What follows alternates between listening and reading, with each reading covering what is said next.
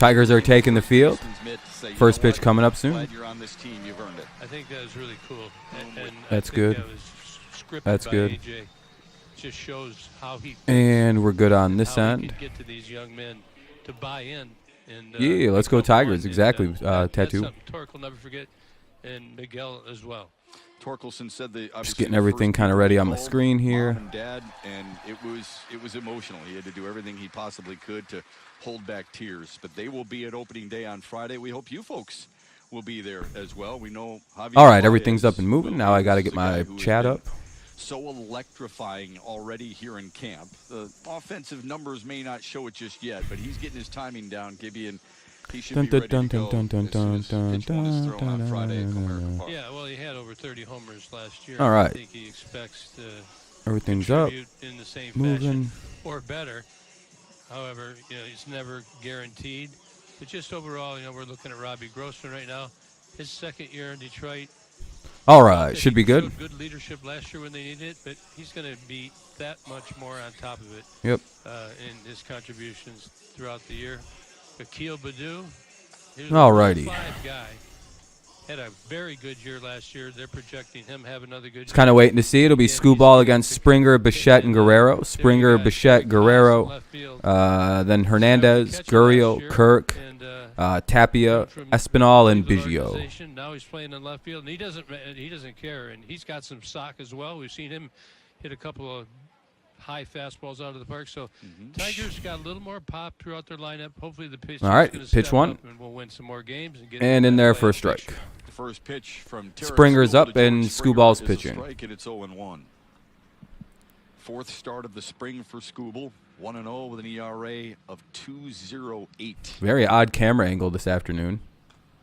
Fouls it away, 0-2. Thing about Scooball last year, he got behind in the counts like a lot of young pitchers do. Yeah, I got to Had to come with the Charge fastball, my device. and it just doesn't work. And I know that the Tigers coaches have worked with him on this, and he knows you got to command the count, and you've got to put the counts in your favor. You're going to have a lot more success. You do All have right. 8, 9 guys out there to help you pick up the ball in case it's in play. And for Scooball, he's told me too. I gotta. We got a find way to 0-2 put count guys real away. quick. You're ahead in this count 0-2. You got to put guys away. But if you've shown them What's up, every Caden? pitch in the first 5 pitches, it's pretty hard to do. And that's sometimes you got to keep something in the hip pocket. Tarek is he's a great talent. I think he's pushed by Casey Mize as well. That was a ball, that last pitch. Here's the 1-2 for Springer. Each other and push each other. Fouls it away, 1-2 it This gets remains. really tough to put away George Springer. A full year healthy of George Springer would do wonders for the Blue Jays. Just 78 games played a year ago. But when he played, Charlie Montoya's team went 48-30 with George Springer in the lineup.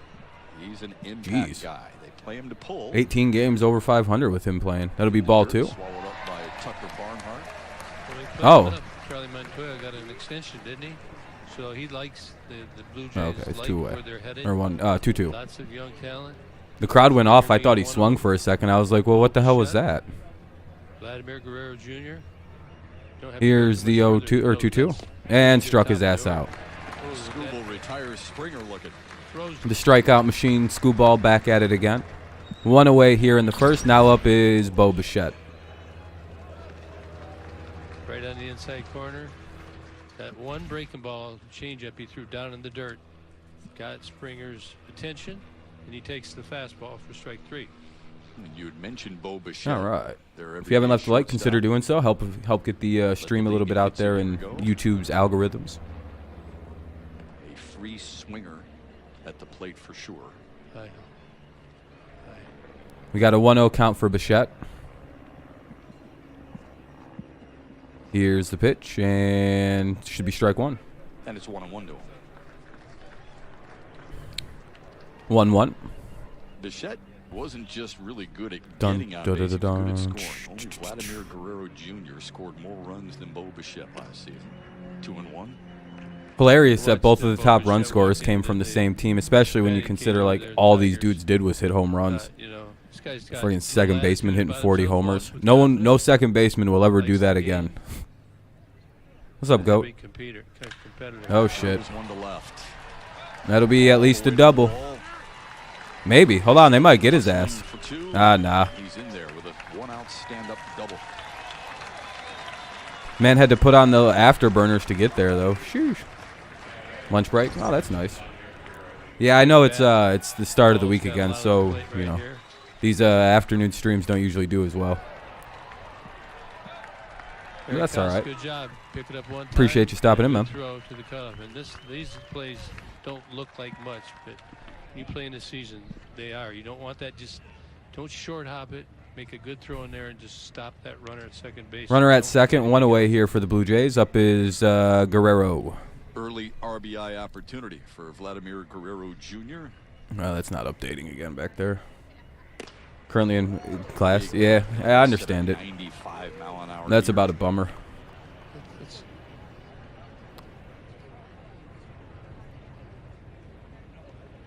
Good For me, up right there, it's trying to get almost 2 o'clock. attention.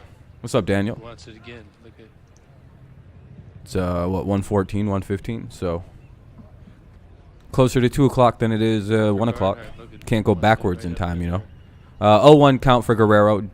Runner at second, one away, top of the first. Slowly to short. You got the ACT tomorrow. Oof, it's not a fun. That's a fun test.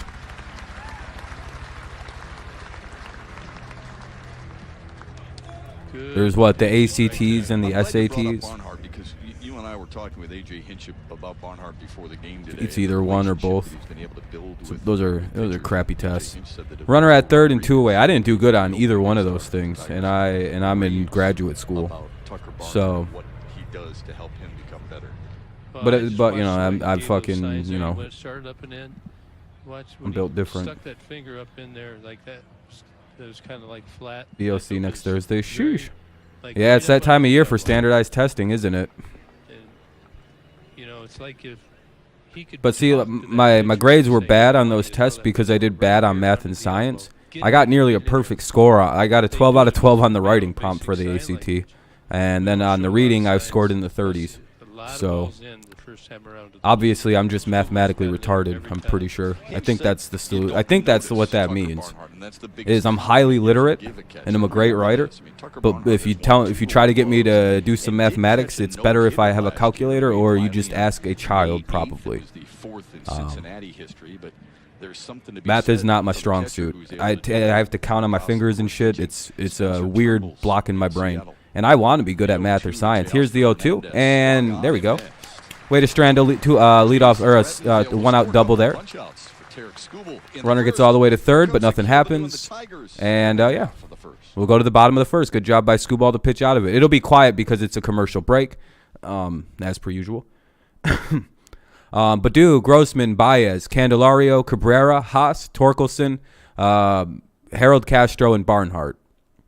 Looks like Scope's getting the day off. So it'll be Badu, Grossman, Baez, Candelario, Cabrera, Haas, Torkelson, Harold Castro, and Barnhart. Minus Harold Castro, this is probably the starting lineup for Friday. I don't expect to do well in Gov. I can't stand it. It's quite hard to learn when all you do is copy notes every day, and that's it. Yeah, government kind of sucks. EDOC exams in high school, but made it through it. Yeah. Yeah, dude. And what's weird is, like, they act like in math class, right? What I never have understood, and I always argued this, and I usually would, like, you know, get fucking in trouble because I'd argue with the teacher and I'd win because I'd say, like, well, if we're supposed to be prepared to use math in the real world, wouldn't in the real world I always have a calculator?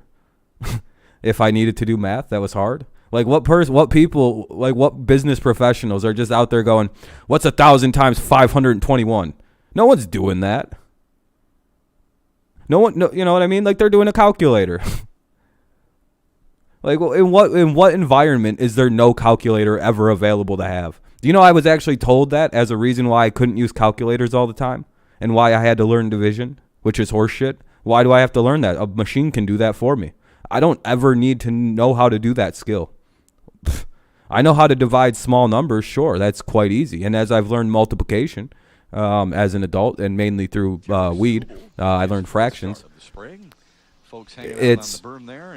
I don't see why I can't just use calculators. That math should be training you to use technology to do the math. innings, you hear. Yeah, real life math is very simple. It's like fucking a calculator does it all for you. Here in Lakeland, it's massive differences you So, can imagine. Here's the so I've never understood that argument.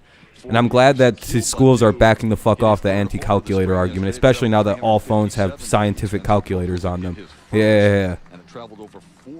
I couldn't even get a graphing calculator on my phone. Suck my balls. Ain't gonna have a calculator at all times. I literally have one right now. My phone. Better than the ones I had in school. Fucking idiot teachers. It was an awesome. Sorry, I dislike math. And I get some people are good at it. Your favorite was math? My favorite was gym class. And you know what's horrible is like I sound like I'm completely anti-education. I'm literally getting trying to get a master's degree right now. Yeah, I don't understand showing my work. Okay, I'll take a picture of the calculator and fucking paste it on there. Good swing by Badu, but it'll be a foul ball. Gosman was the big acquisition for Toronto in the offseason. You're in algebra 2. No, I don't really do it. Why do it? You can make the credit, which only takes a month. Well, I mean, I did good in math. I got A's in the schools. After I failed freshman year algebra because I wasn't good at math. And I tried to explain to them I need to be in remedial math so I can actually do the work. And they said, no, you're too smart, because I was in like 11th grade English. I was literally like I was done with school, like English in like 10th grade. I had no classes to take. So they were like, we can't put you in remedial classes when you're in everything else is like an advanced class, Rob. And I was like, yeah, but I'm very bad at math and science. You don't understand. I need retarded math and probably science. Even though science I was able to kind of just coexist in because I can read really well. But math, yeah, it was until they put me in remedial math, I was fucking awful, dude. My senior year, though, I did take Algebra 2, which is to graduate, and I took that with normal kids, not with retardeds, and I got an A in it. That's probably my proudest grade in high school. Yeah, dude, algebra's hard the first time. I don't care what anyone says. Law enforcement? Hell yeah, there you go. You want to be a cop or something when you get up? When you get older? One away here, though. Badu did get out. It'll be quickly 0-2 on Grossman. Gaussman is the pitcher. Guzman is the pitcher for the. I had a D in my first. I literally failed the class the first time I took it, and then I never got anything lower than an A in math again. And that'll be the second out. Robbie Grossman strikes out with a pretty ugly swing, and now up is Baez with 2 away, bottom of the first. I should have taken Algebra 2 in junior, but they put me in math models. Oh, that's weird. I got a cop family, but I'm taking because it's interesting and rather. Yeah, there you go. I got you. Yeah, my best classes were gym and English. You know, I did library class because I refused to. I couldn't afford to pay for college classes, and they wouldn't give me money to do it. When I finished high school English as a sophomore. Yeah, I don't understand that one. So I sat in the library for 2 years and was a librarian. You know how gangster that shit was? I got to do library gym for 2 straight years in my schooling. It was great. And I did woodshop before that. My life was real. I basically was a retarded person in school. I guarantee you, if I went back and tried to tell one of my teachers I'm getting a master's degree, they'd be like, well, that's like you're a liar, dude. To get through the inning, we'll talk with AJ Hinch on the other side. Yeah, I don't even know what that is. Trigonometry, calculus, all that. I never had to take it. That'll be the third out of the inning. Tigers go pretty quickly and quietly in the first. 1, 2, 3. It'll be Gurriel, Kirk, and Tapia. Gurriel, Kirk, and Tapia here in the top of the second. No score. Commercial break. Yeah, man. I'm kind of jealous of people that can do math and science. Like, it's one of those skills that, like, I would actually trade my English ability away for and my reading and writing ability. You got to do it for college. Well, maybe down in Florida. I don't know, actually. Because I'll be honest with you, man. Like, I only had to graduate with Algebra 2, and I got into Central. Like, I got into a good school. But I don't know. Maybe things have changed to a fucking, Again, I fucking was different. Like, I got, like, you know how people get, like, stacks of college letters as an athlete? and like when you're like going to college, I don't know if you guys have gotten this, but like when I was going to college, I would get mail from like every university in America. I probably had 3 big ass stacks of mail from people going, come to our college, come to our college, come to our college. I even got mail from motherfucking Cornell University. The only reason I didn't apply was because it would have cost $40,000 a year for out-of-state semester or tuition. And yeah, I couldn't afford that. I'm not even playing with you. $40,000. And that was like a reduced price they were willing to work with me on. Yeah, I could have gotten into an Ivy, but like, again, I scored so well on English and everything. I think it was just one of those given things. Like, you know, they're like, man, this guy's fucking smart. He's not very good at math or anything, but like, he only's got to take like 2 math classes. And I did. I passed both my math classes with A's in college. Was good. Trust me, everything I do in math and science is considered my greatest achievements. Like I got a B+, right, in astrophysics. That is literally the greatest grade I've ever gotten in any class. It was an astrophysics class. And I got it was 105, physics 105, intro to astrophysics. And your boy got motherfucking B+. And I was like, hell yeah. And I didn't cheat once. I did everything honest.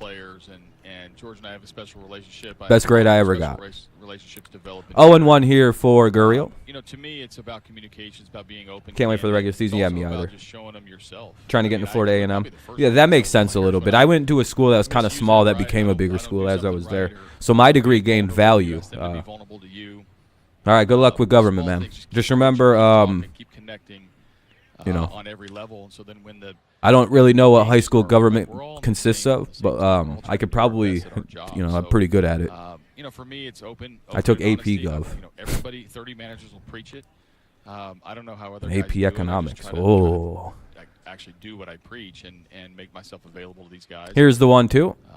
Consistent behavior. And oopsie-daisy swings. Oh, wow.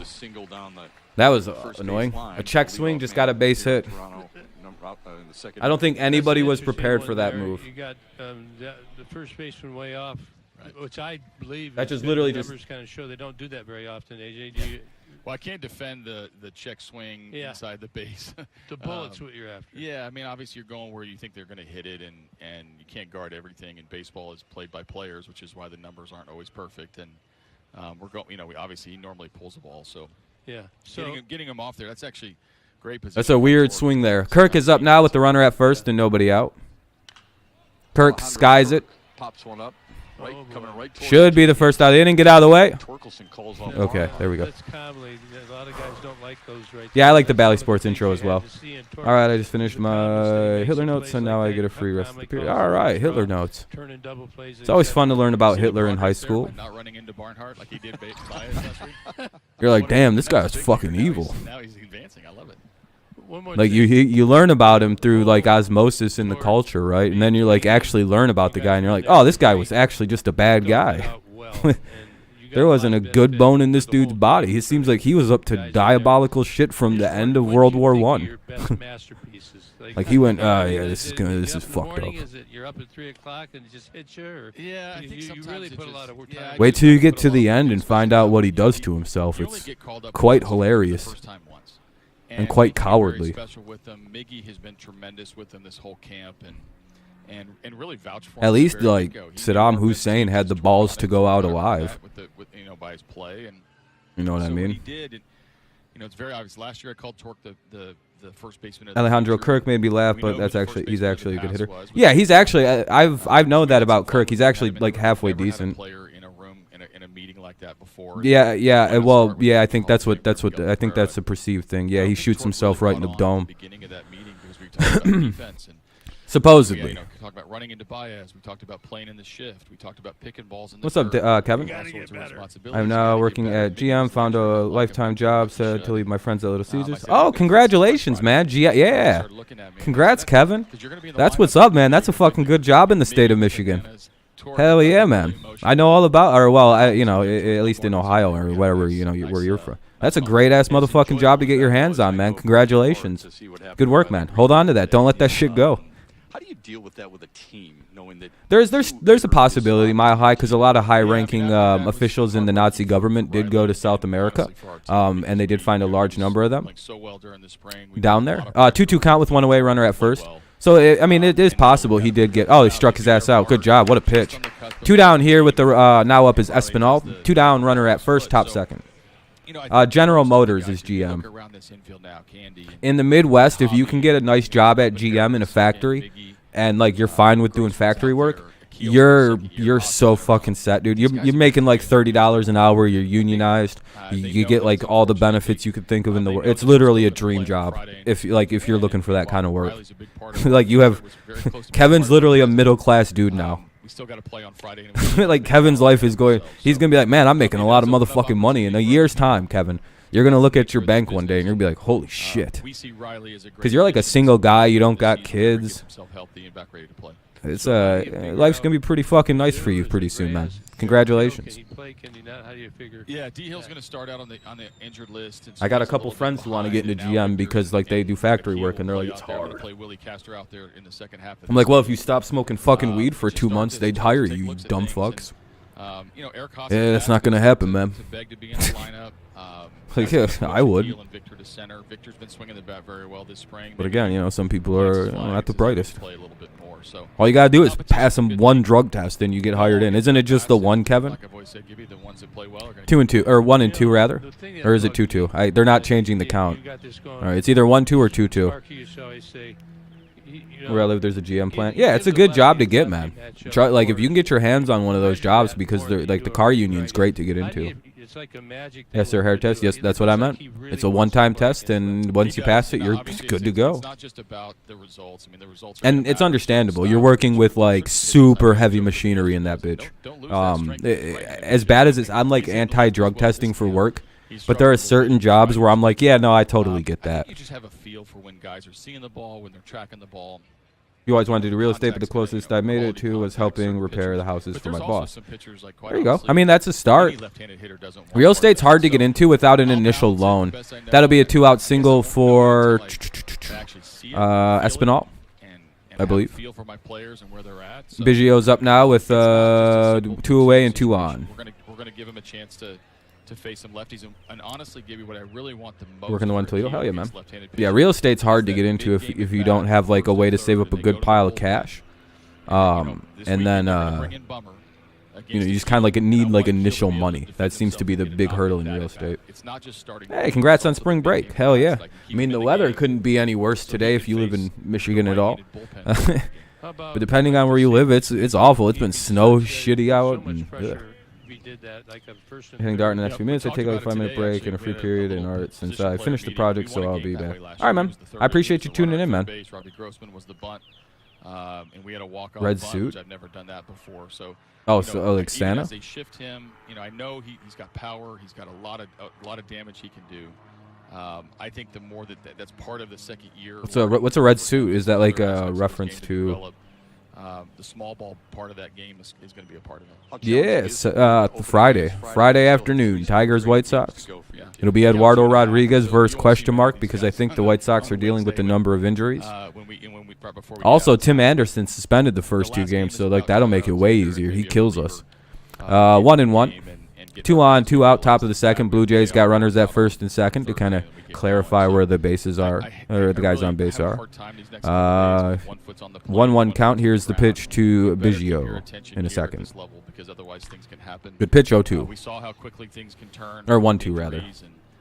We still haven't named our whole team. There's some guys still fighting for jobs in the bullpen. So hey, by the way, if you haven't left a like, consider doing so. We only have 5 so far. It would be nice to, get a few more likes, get a few more people up in here.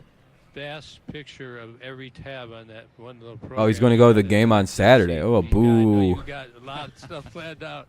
Your teacher's a traitor, which is sad to see. Just so we can't read it, but just I know. An educator who's uneducated and a White Sox fan. That's disgusting. 1-2. Arguably should be fired, but. It is amazing. Not just the color coding, but the organization. And that'll be a good job by Scooball to strand the runners yet again. Good pitch down at the bottom of the zone. Pretty much unhittable for a lefty against a lefty. Good job. And then, so yeah, that'll go to the bottom of the second. Bottom of the second coming up. It'll be Candelario, Cabrera, Haas. Candelario, Cabrera, Haas in the inning. 4, 5, 6. Candelario, Cabrera, and Eric Haas.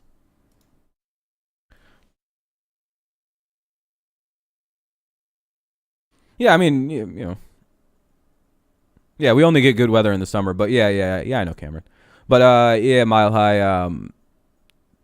There's weirdness in Michigan. There's a lot of fucking Chicago transplants that come into the state, or Illinois transplants that move over to Michigan because it's a objectively better state, and not even objectively. It's just a way better state. There's a subjective. It's like not even subjective or objective. It's all just straight factual. And with Illinois, they are pretty diehard to their terrible sports teams. So when they come over, they don't really ditch the Bears. They don't really ditch the Bulls. They don't really ditch the White Sox or their shitty Cubs. And last year in April, it snowed and did the same this year. Yep. It'll probably snow on opening day. I mean, it's that kind of, Michigan's pretty weird with April. It's the most bipolar month in the entire state. You don't know what's about to happen. It's even more unpredictable than like November. Because in November in Michigan, you were like, it's going to be pretty nice. It's going to be like 50 degrees, maybe 45 at the coldest. May even have a couple hot days in that bitch. But then, of course, you run into the issues of April, which should be more what we get in November, where it's starting to, you kind of get a couple warm days. Nah, this is November. It's like something flipped in Michigan, and I'm not really sure what it is. The spring and fall kind of just went, When I was in high school at lunch, they sold baseball food like hot dogs and stuff like that when they have Tigers flags in the cafeteria on opening day. Hell yeah. Well, I mean, in Toledo, I would imagine that's pretty much Tigers territory, right? Like, it's probably pretty hard to be a fan of like the Indians or the Reds in that, or Guardians rather, and the Reds. When the Tigers AAA affiliates are right there. And he goes up. There's a man in his good weather. Next thing bad. Go back. Yep. Every other day is usually some crazy difference in weather. It's the northern hemisphere especially like the northern part of the northern hemisphere, like we live in. Here's the 0-1 to Candelario, high and away. Candelario in the 4 spot, and then Cabrera, and then Eric. I still don't think humans are meant to be in this kind of cold weather. It was never this cold where we came from in Europe. Like, they have way warmer weather than us. Like, for example, like Madrid, Spain. You would think that that's like really close to the equator or some shit, right? Well, it's false. It's on the same level of like New York.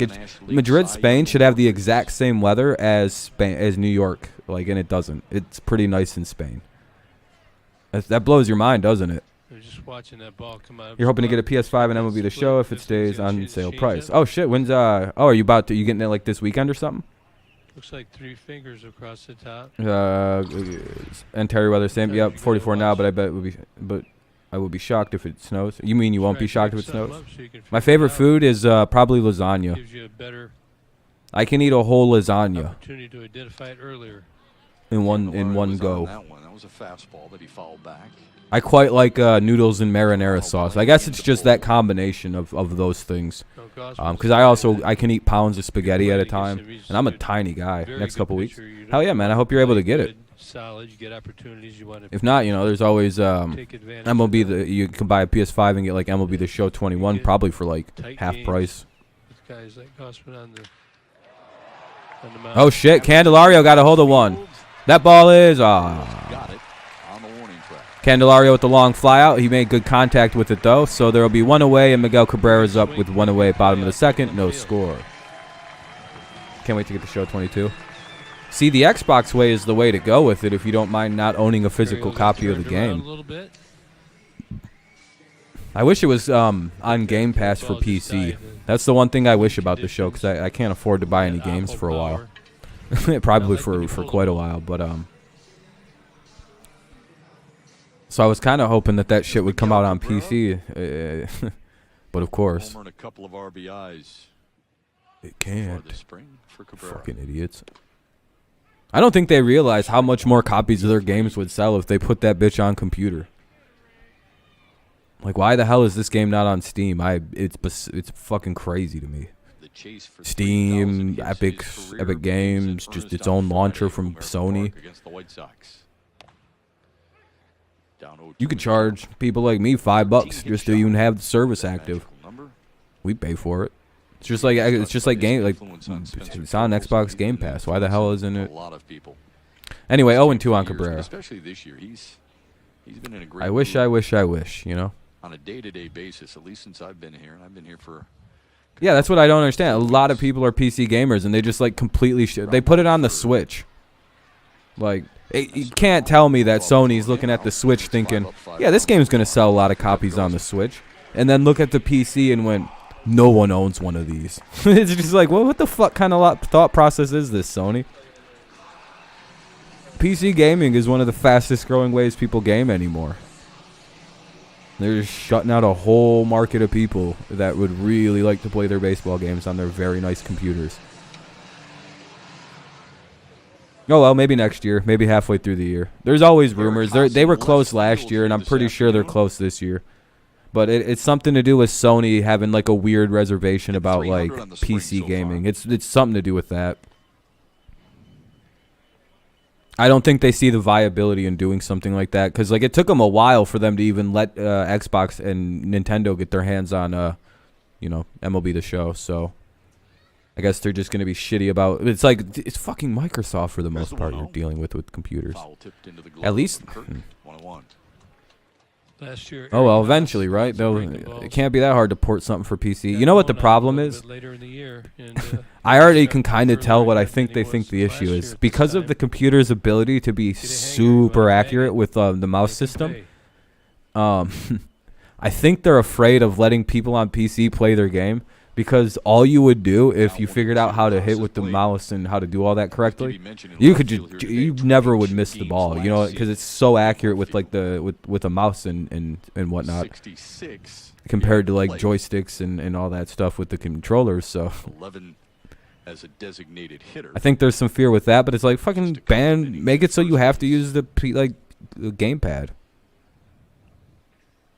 Just turn off keyboard and mouse ability for the PC players. Like, no, you guys can't use your cheat shit. Because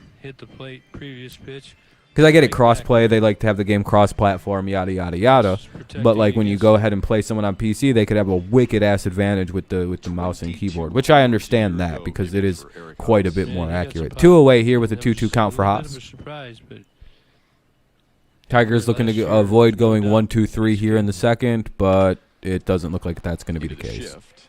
That's Biggio, the second baseman. Fucking bitches. There wouldn't be possible next year. God, I can't wait for the shift to be gone. We head to the Anyway, I don't need to mute it. Bottom of the third, Tarek Skubal takes over. Springer, Bichette, Guerrero. Springer, Bichette, Guerrero. Top of the third coming up. It'll be Springer, Bichette, Guerrero. 0-0 game. Top of the third coming up. See what the Blue Jays can do. Hopefully nothing.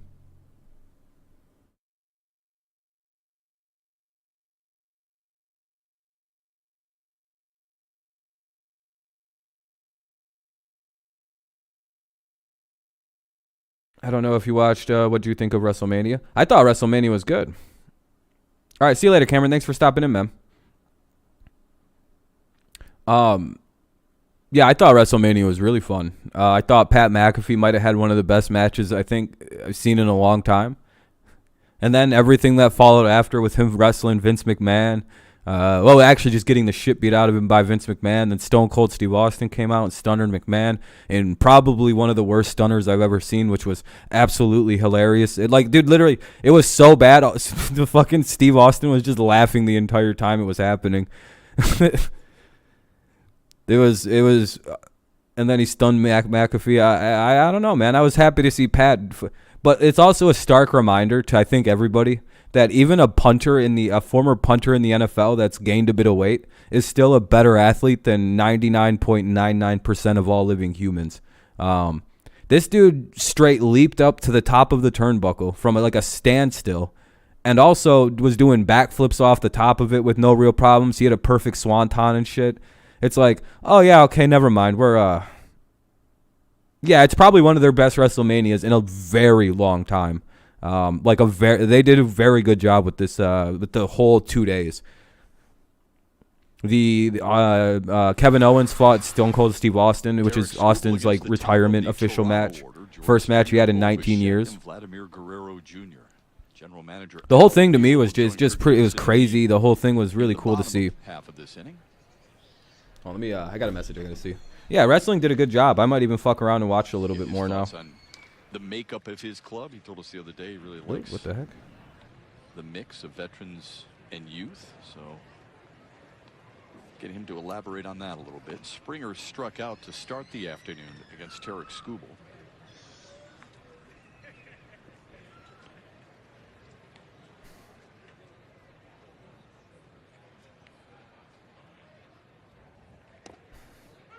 Hold on a sec, guys. Price.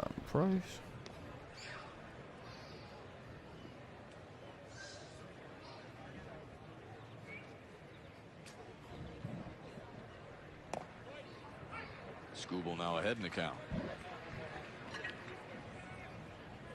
It's a changeup that Skubal's been working on and trying to perfect at 82. There's the 1-2. All right, welcome back. Second time that he's punched out George Springer. And Springer strikes out for the second time. Not exactly the easiest task to do. That's actually really impressive that he got Springer twice. Good. Skubal's been in mid-season form apparently with the strikeouts. What's he up to already? He's up to 5 through 2 1/3. Skubal is literally a strikeout machine. It's SKKKK. That's all 5. Ubal. I can't even make that noise continuously. It just comes out like a hiss noise.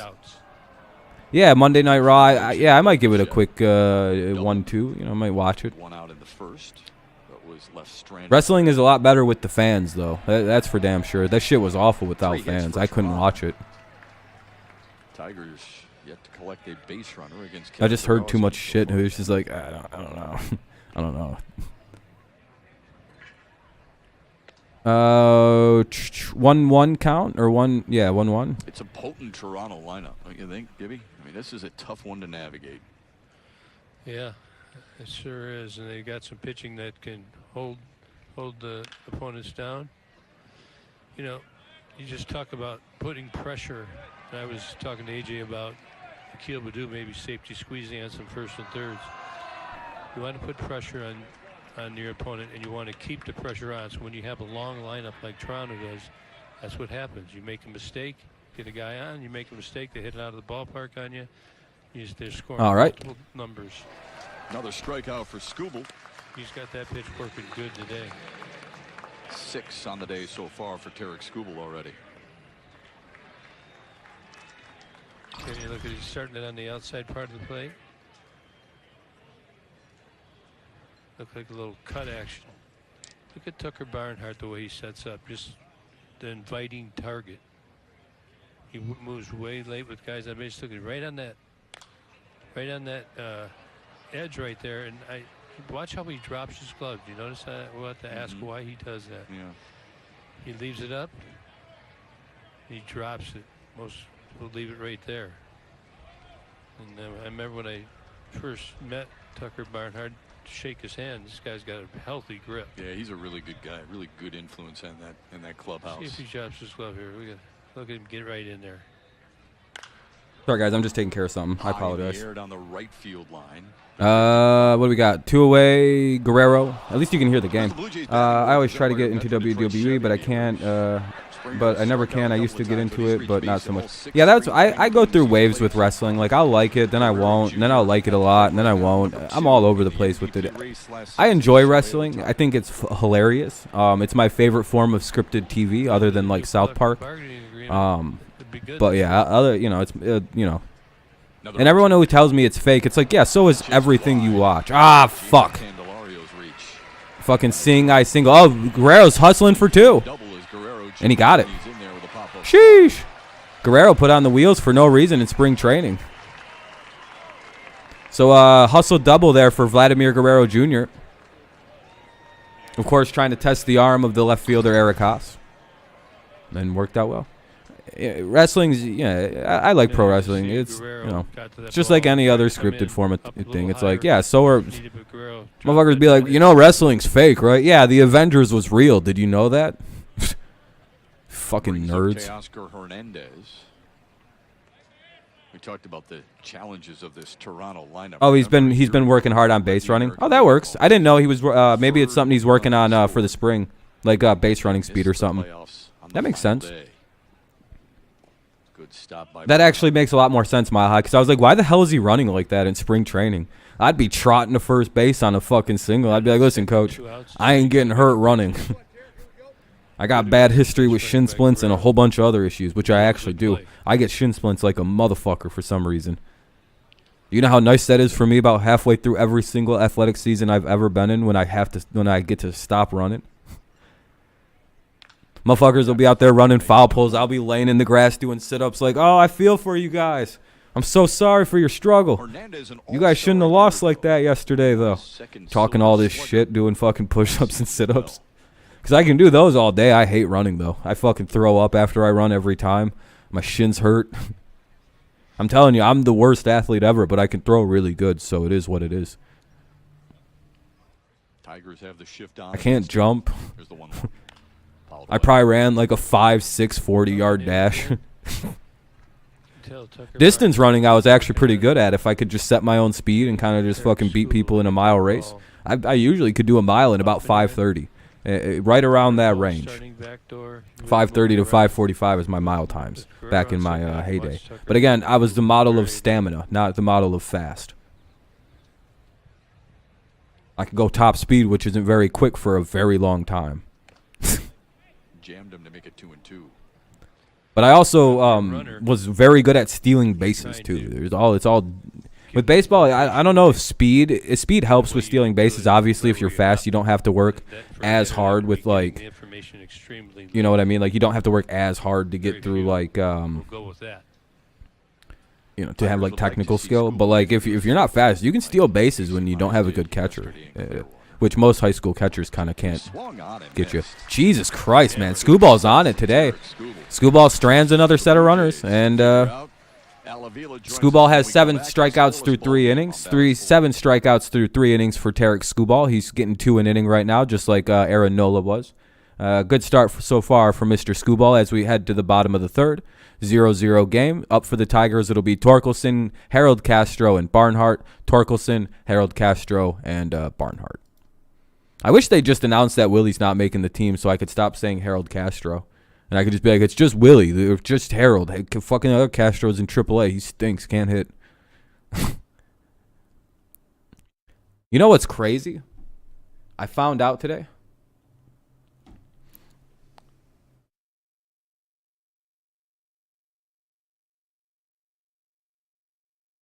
All right, hold on a second.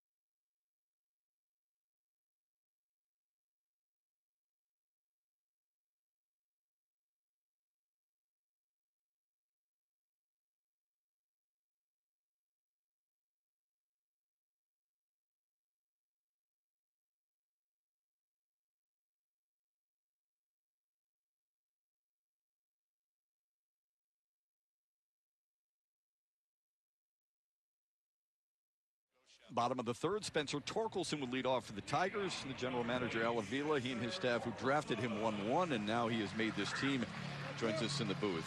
How much enjoyment did you get out of that announcement to him? Yeah, those were the good times, obviously, and it was a lot of fun.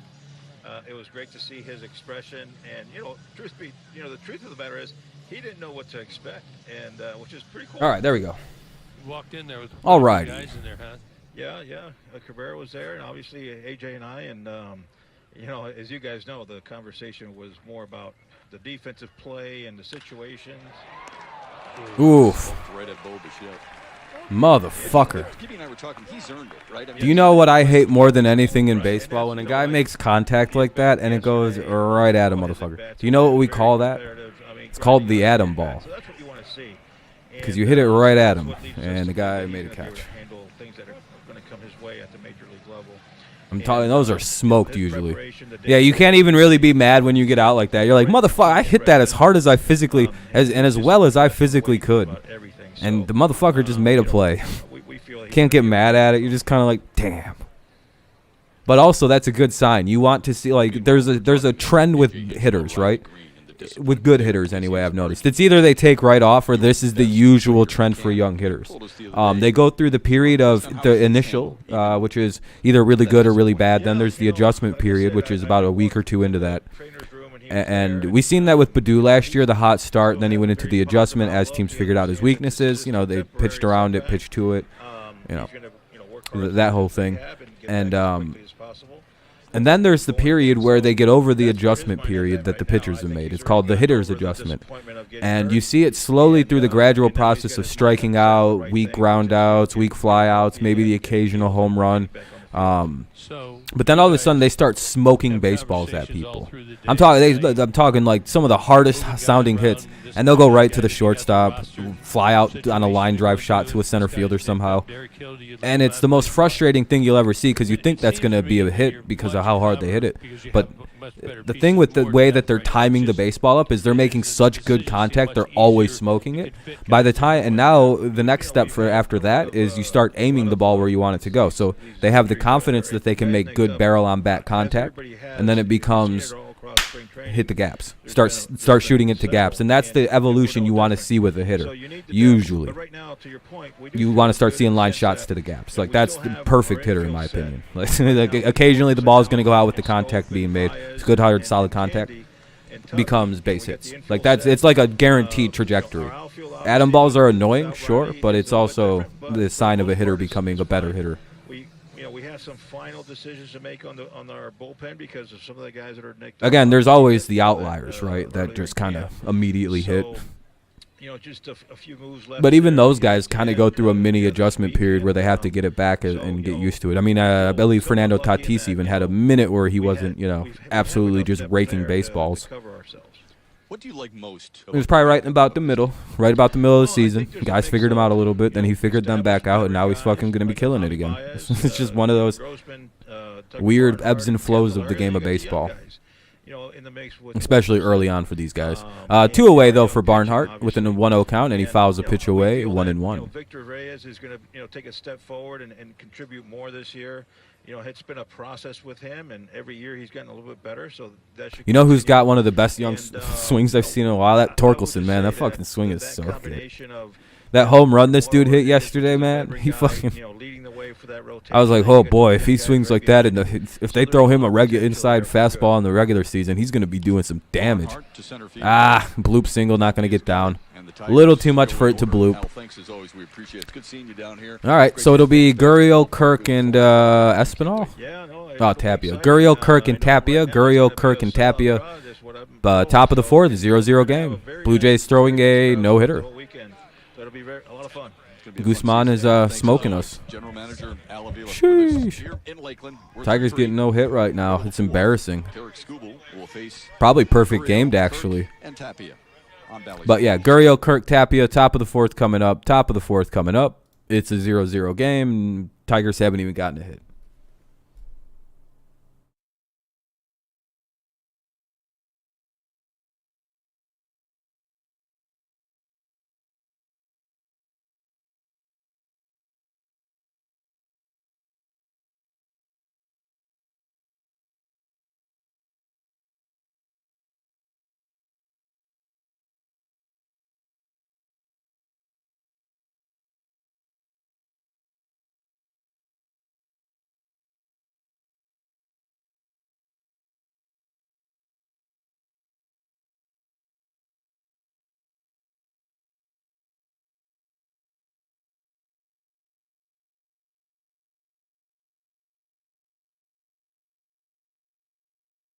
All right, cool.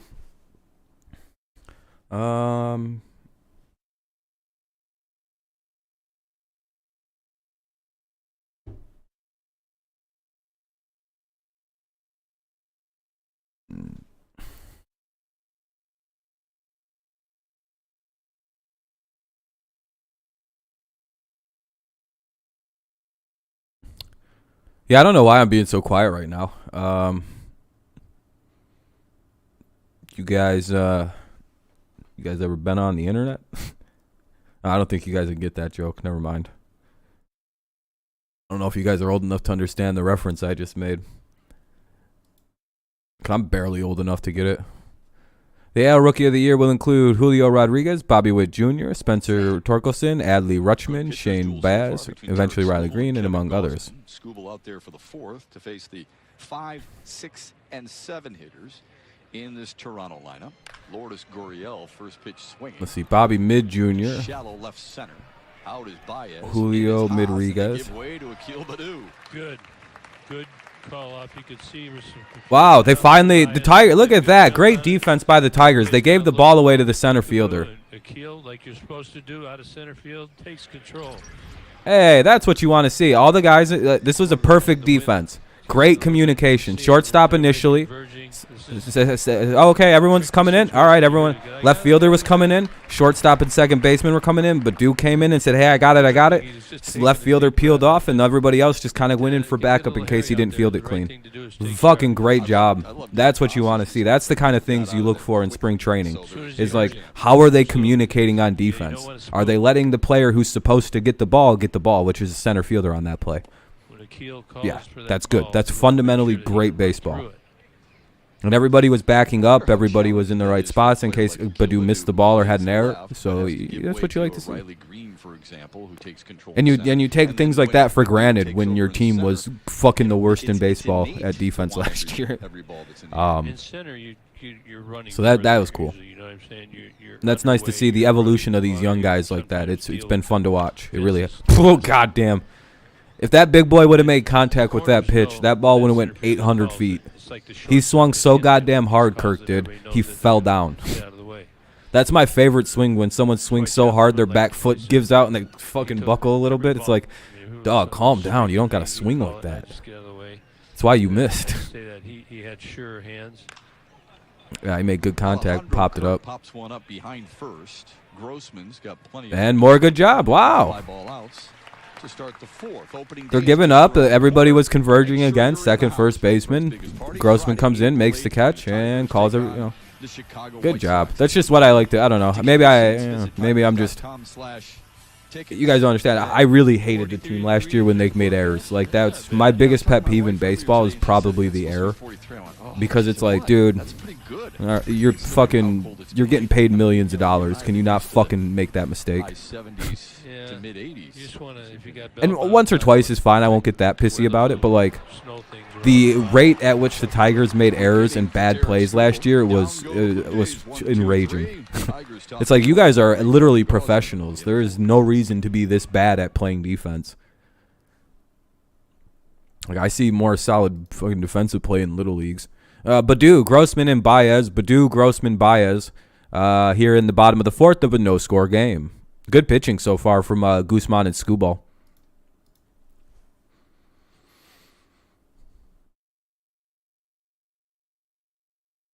I don't know. I just,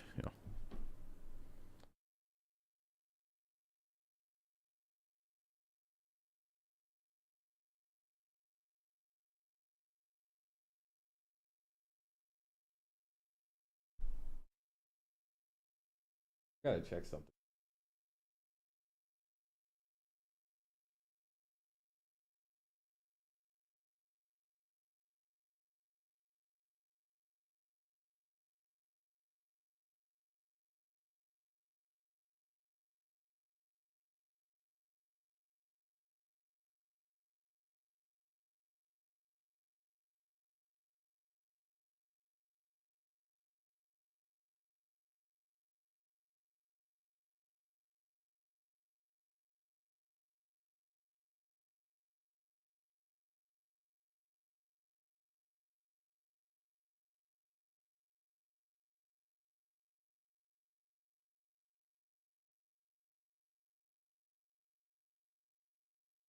Anyway.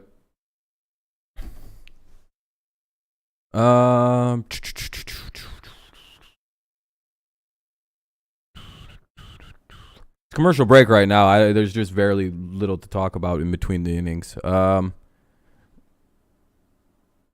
Detroit Tigers spring. I was gonna say, where the hell's the audio? The game was back, but it was like, I was like, huh. John Keating will be under the Mary Grove awnings with some Tigers throughout our telecast. We move to the bottom of the fourth. Detroit in search of their first hit and their first base runner against Kevin Gausman, who has been on point all afternoon so far. Yeah, he's really got all his pitches working. Very deceptive. Throws hard. To spot it. He's got very good off-speed secondary pitches. All right, what do we got here? It'll be, of course, it's Badu, top of the order. So Badu, Grossman, and Baez to lead it off. Badu, Grossman, and Baez. You can see where the third baseman is. Interesting. They're playing him in. This, I don't have a telestrator. Where he's playing, if Badu gets it down the line, that's a base hit.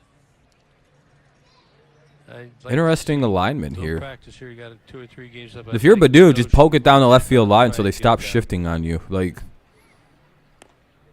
but I don't. He's not the greatest go the other way with it guy quite yet. A little bit, starting to lay off it occasionally. 1-1. Now to Akil Baddoo, who flew out to left. His first time up. Blue Jays claim to pull. Up the middle on a base hit. Hey, there we go. First hit of the afternoon for the Tigers comes with Akil Baddoo, a single up the middle.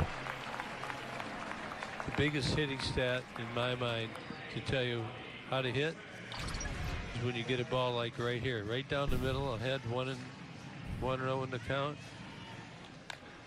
It'll show you the numbers are huge down the middle and low. And Baddoo smokes it. See if he wants to put some pressure on the bases, get some stolen base work in. Might not be a bad idea to try and steal here. I don't know, though. Kirk has a pretty good arm. It would be a little risky to run on this. His first time up on 3 pitches. He's sitting on the fucking base steal right now. You and I have Whenever a catcher is in like that kind of weird stance, it's because it's the easiest to get from their to their throw stance. Whenever you see them not like traditionally crouched or something, and it looks like they're kind of like they got a shit or something because they're holding their leg way out, it's like, what are they doing here? If you didn't know that, they're kind of anticipating the run. To have both the youngsters coming up at the same time. They both shown so far that they have ability. Can they sustain? Unless Kirk's just a weirdo behind the plate and just moves around a lot, which is possible. Grossman kind of a mentor to Riley Green. Green kind of follows him around quite a bit, learns an awful lot from Robbie Grossman. I hope that's a tattoo on Guzman's arm, and he's not got the driest elbows I think I've ever seen in my entire life. Okay, it's it looks like a tattoo. All right. Hey, Shep. Well, you were talking about Riley Green. I happened to stop by the ballpark. I was about to say, man, that guy's got some fucking. How is his elbows that ashy? It looks like they were like. It looked like rhino skin. But I think it was a tattoo. I'm pretty sure. At least I hope. Just sort of wheeling out to Jake Rogers' automobile, and just moments ago outside the Tigers clubhouse, the same kind of thing. He said, "You're getting good on that thing." He said, "The brakes are not yet what I want them to be." He's still getting. What's up, Lewis? How's it going, my friend? Big smile and a very positive. It's going good. It's going good. How's things for you? Crushed by this news that is going to cost him. We have a 1-2 count. His first major league season. Yeah, that's what makes him such a. Not just such a great prospect on the field, but in the clubhouse and off it too. I think everybody notices that, Keats. They recognize how he handles this type of adversity. He's handling it with a smile on his face. Yeah, you give him the puppy dog face, and you say, "Geez, I'm sorry you're going through this." Nah, it's fine. It's part of the deal, you know. And you know, who knows how long he's going to be on the shelf, but whatever time that is, you know that Riley Green will be ready to go. All right, we got a runner on, 1 out, bottom of the fourth.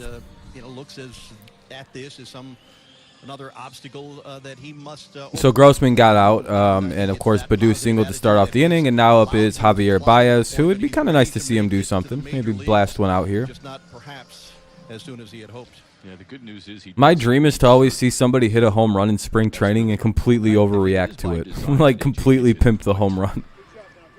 Like fucking toss the bat and just kind of like. They're next to Javier Baez and Jonathan Scope. There goes Akil Baddoo.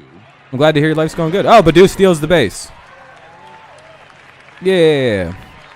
All right. Now we got a runner in scoring position and just 1 away. Good shot at scoring here. Yeah. The only thing that stinks is the friggin' weather right now. So you want to try to get 1 or 2 in before you get up north. Purdue right there. Studied Gossman. Looked like he got up to speed pretty good. So. A little better jump probably after some practice. Anyway, 1-0 count, though. He's got that hand protector on the left hand. We've got Baez at the plate.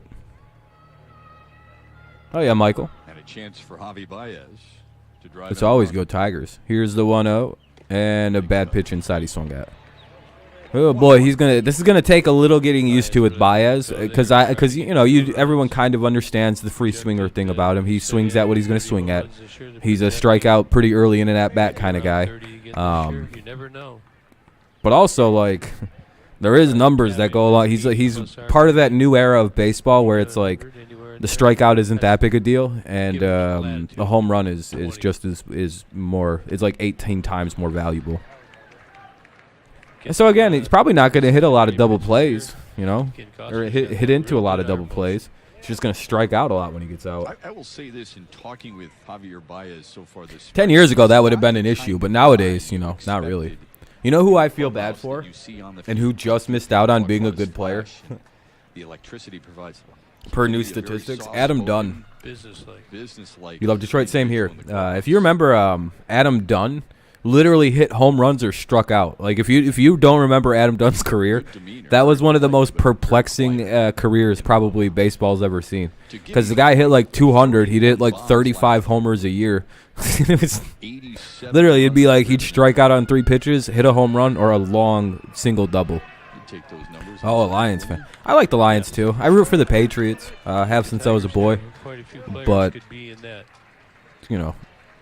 60 RBI. Opinions on the Red Wings? I like the Red. I'm not a hockey guy, but I like the Red Wings and Pistons. And I'm not much of a basketball guy either. I would see myself as a fair weather fan of the Red Wings. Like I would pretend to be a hockey fan if the Red Wings were winning Stanley Cups. Just but like I'm not the biggest hockey guy, admittedly. So. And on the other side of the ball defensively as well. Anytime you stop a run. Yeah, Carter, that's the biggest thing. Like, I feel bad because the NFL media shits on him. The NFL shits on him. Not so much anymore. I think that's actually going to be different now for the Lions. Hey, base hit. That could get a run in. They're going to try to play at the plate. He is safe. And Baez moves up to second. Was it Clobber King? Yeah, Dunn was a monster. But, like, he would be good in this era of baseball because the strikeout isn't a big deal anymore. It's the preferred out if there's anything else going on. So he would have been good in this era, but he was kind of a problem in the past. Good job. He gets Shan right here. Who do you think is going to win this match? This spring training game? I hope the Tigers do. But it's, it's kind of hard to tell after about the 6th inning, 7th inning when they start bringing backups in. But yeah, I think the Lions actually are going to have an upswing soon. I think the league is actually seeing them as an important team to some extent. And I know that sounds weird to say or kind of wild to say, but ever since Sheila Ford Hamp took over, all of a sudden this has been happening for the Detroit Lions. They are now suddenly on Hard Knocks. They are hosting the NFL draft. Sheila Ford Hamp is put on the USA Football Board of Operations alongside Roger Goodell and several other owners like Robert Kraft, and I believe I think the Rooneys are on it. So, all of a sudden, the Lions are, like, there's so much behind-the-scenes things happening with the Lions where it's like maybe the league will finally stop screwing them over with everything, like every chance they get. Plus, the head coach is extremely likable. The GM is incredibly bright. Lions are in good hands, and they have John Dorsey advising everything, who built the Browns and the Chiefs. 2 hits in the inning. I don't know, man. Off the end of the bat. Obviously, Andrew Barry's done a great job with Cleveland since then, but like, There are 2 away. the ball got rolling with Mr. Dorsey. Yeah, and Mrs. Hamp seems to be a very involved, good owner for the Lions. I think the Lions are in good shape. Good owner, somewhat good owner. You kind of can't really trust the Fords. Not yet, anyway. Runner at second and 2 away. Runner at second, 2 away. Tigers have a 1-0 lead after Baez was able to bat the runner in from second. The stolen base by Baddoo set this up, so good job. That's what you need to see. Yeah, the Lions just need to focus on defense. They need a little bit of and their defense got better as the year went along last year. That's the thing I think is very missed or unnoticed somehow. good together. Cabrera grounds out, sadly. Biggio will throw out Cabrera. Ooh, that was almost a Guerrero Jr. Detroit draws first. Yeah, the thing with the Lions also, Javier Baez 1-0. again, yeah, they have a lot of undrafted players. A lot of players got injured last year. It was kind of a shit show. But by the end of the year, they were actually a good team. Like they had a good little defense going. They have the pieces of like a good team. The right moves in the draft really can solidify this whole thing. Brad Holmes is a very good drafter. The thing you also have to look at is when you look at the Rams and you consider, the Rams have this bad reputation of kind of just being a free agent team. But last season, would you believe me if I told you this? The Los Angeles Rams were the team that played the most drafted players last year. Of like any roster in the in the NFL, the Los Angeles Rams play the most players they personally drafted, which is a sign that Brad Holmes and the GM, who Brad Holmes was part of he was like the assistant GM and like a talent scout. He was very important to the obviously to like the core of what how the Rams helped to build that team. He was probably very involved with getting those players that helped to build the culture of, we may take a lot of free agents, sure, but we also can draft like nobody's business. Like we literally everyone we draft is a good player.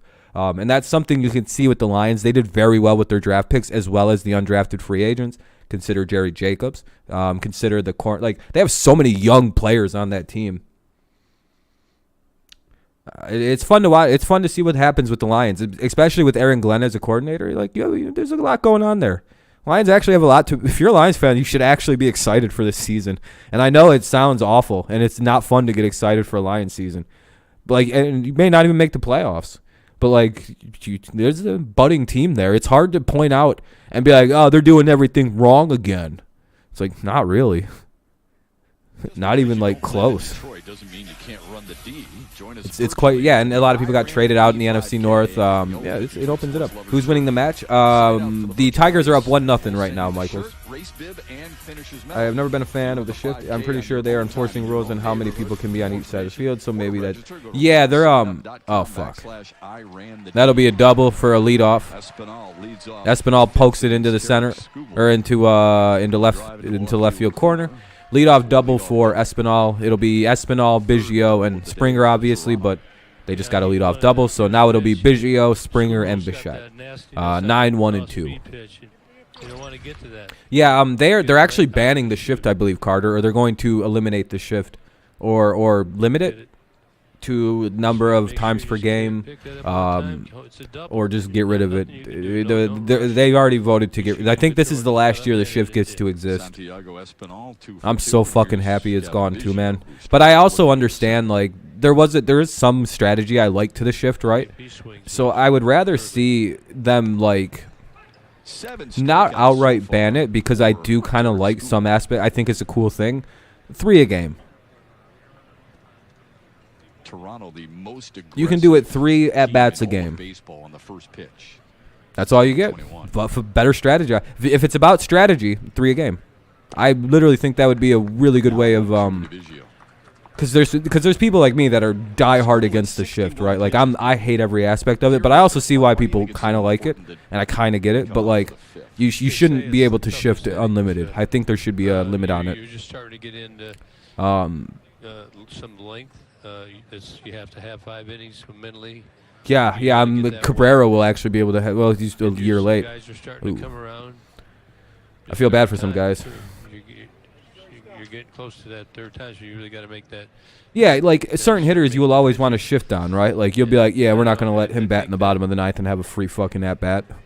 You change things. It adds strategy to it. Because as it stands right now, what's the point of baselines if we're just not if you can play defense wherever you want on the field? Well, why the hell can't a guy run however he wants to get to a base to avoid a tag? Start to sweat more.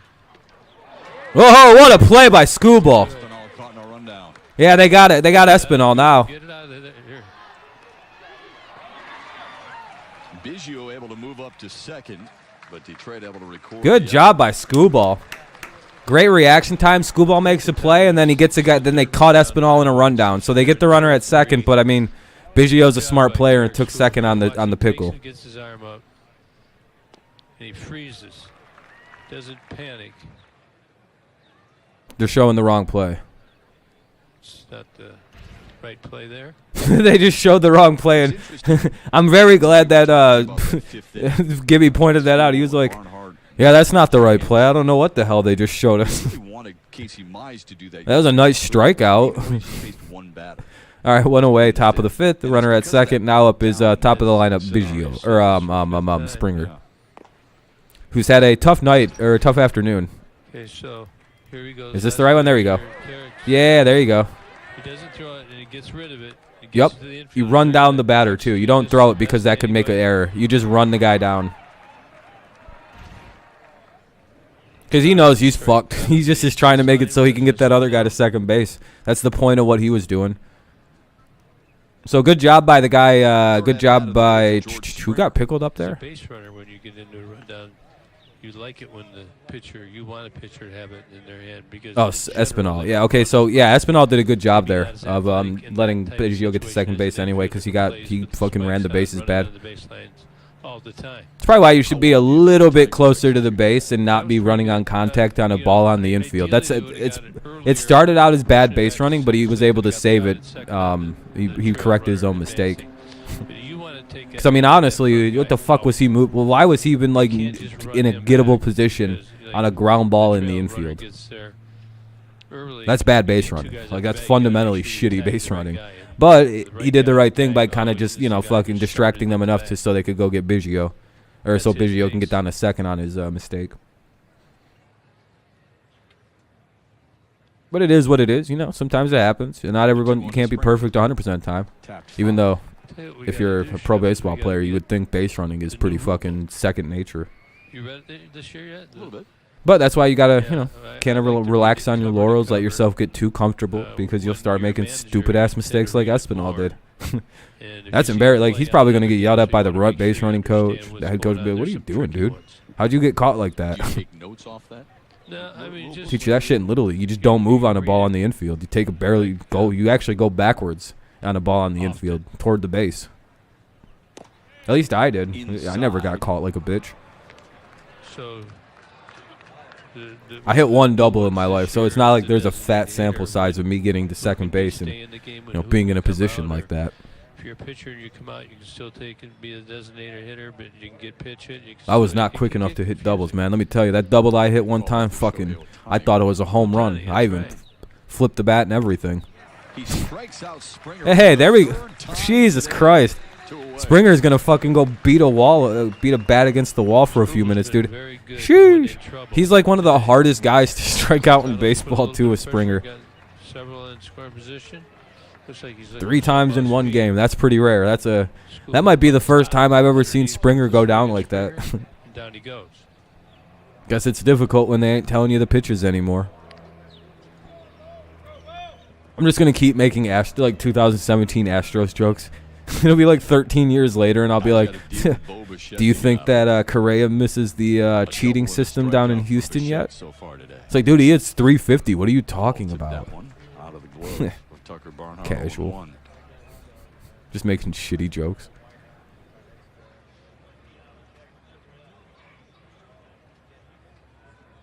Now they're going so extreme to avoid people stealing signs and shit. They're going to like electronic bracelets. Yep, they get the golden sombrero, the worst thing ever to have to wear. It's the smiled afterwards. What are you gonna do?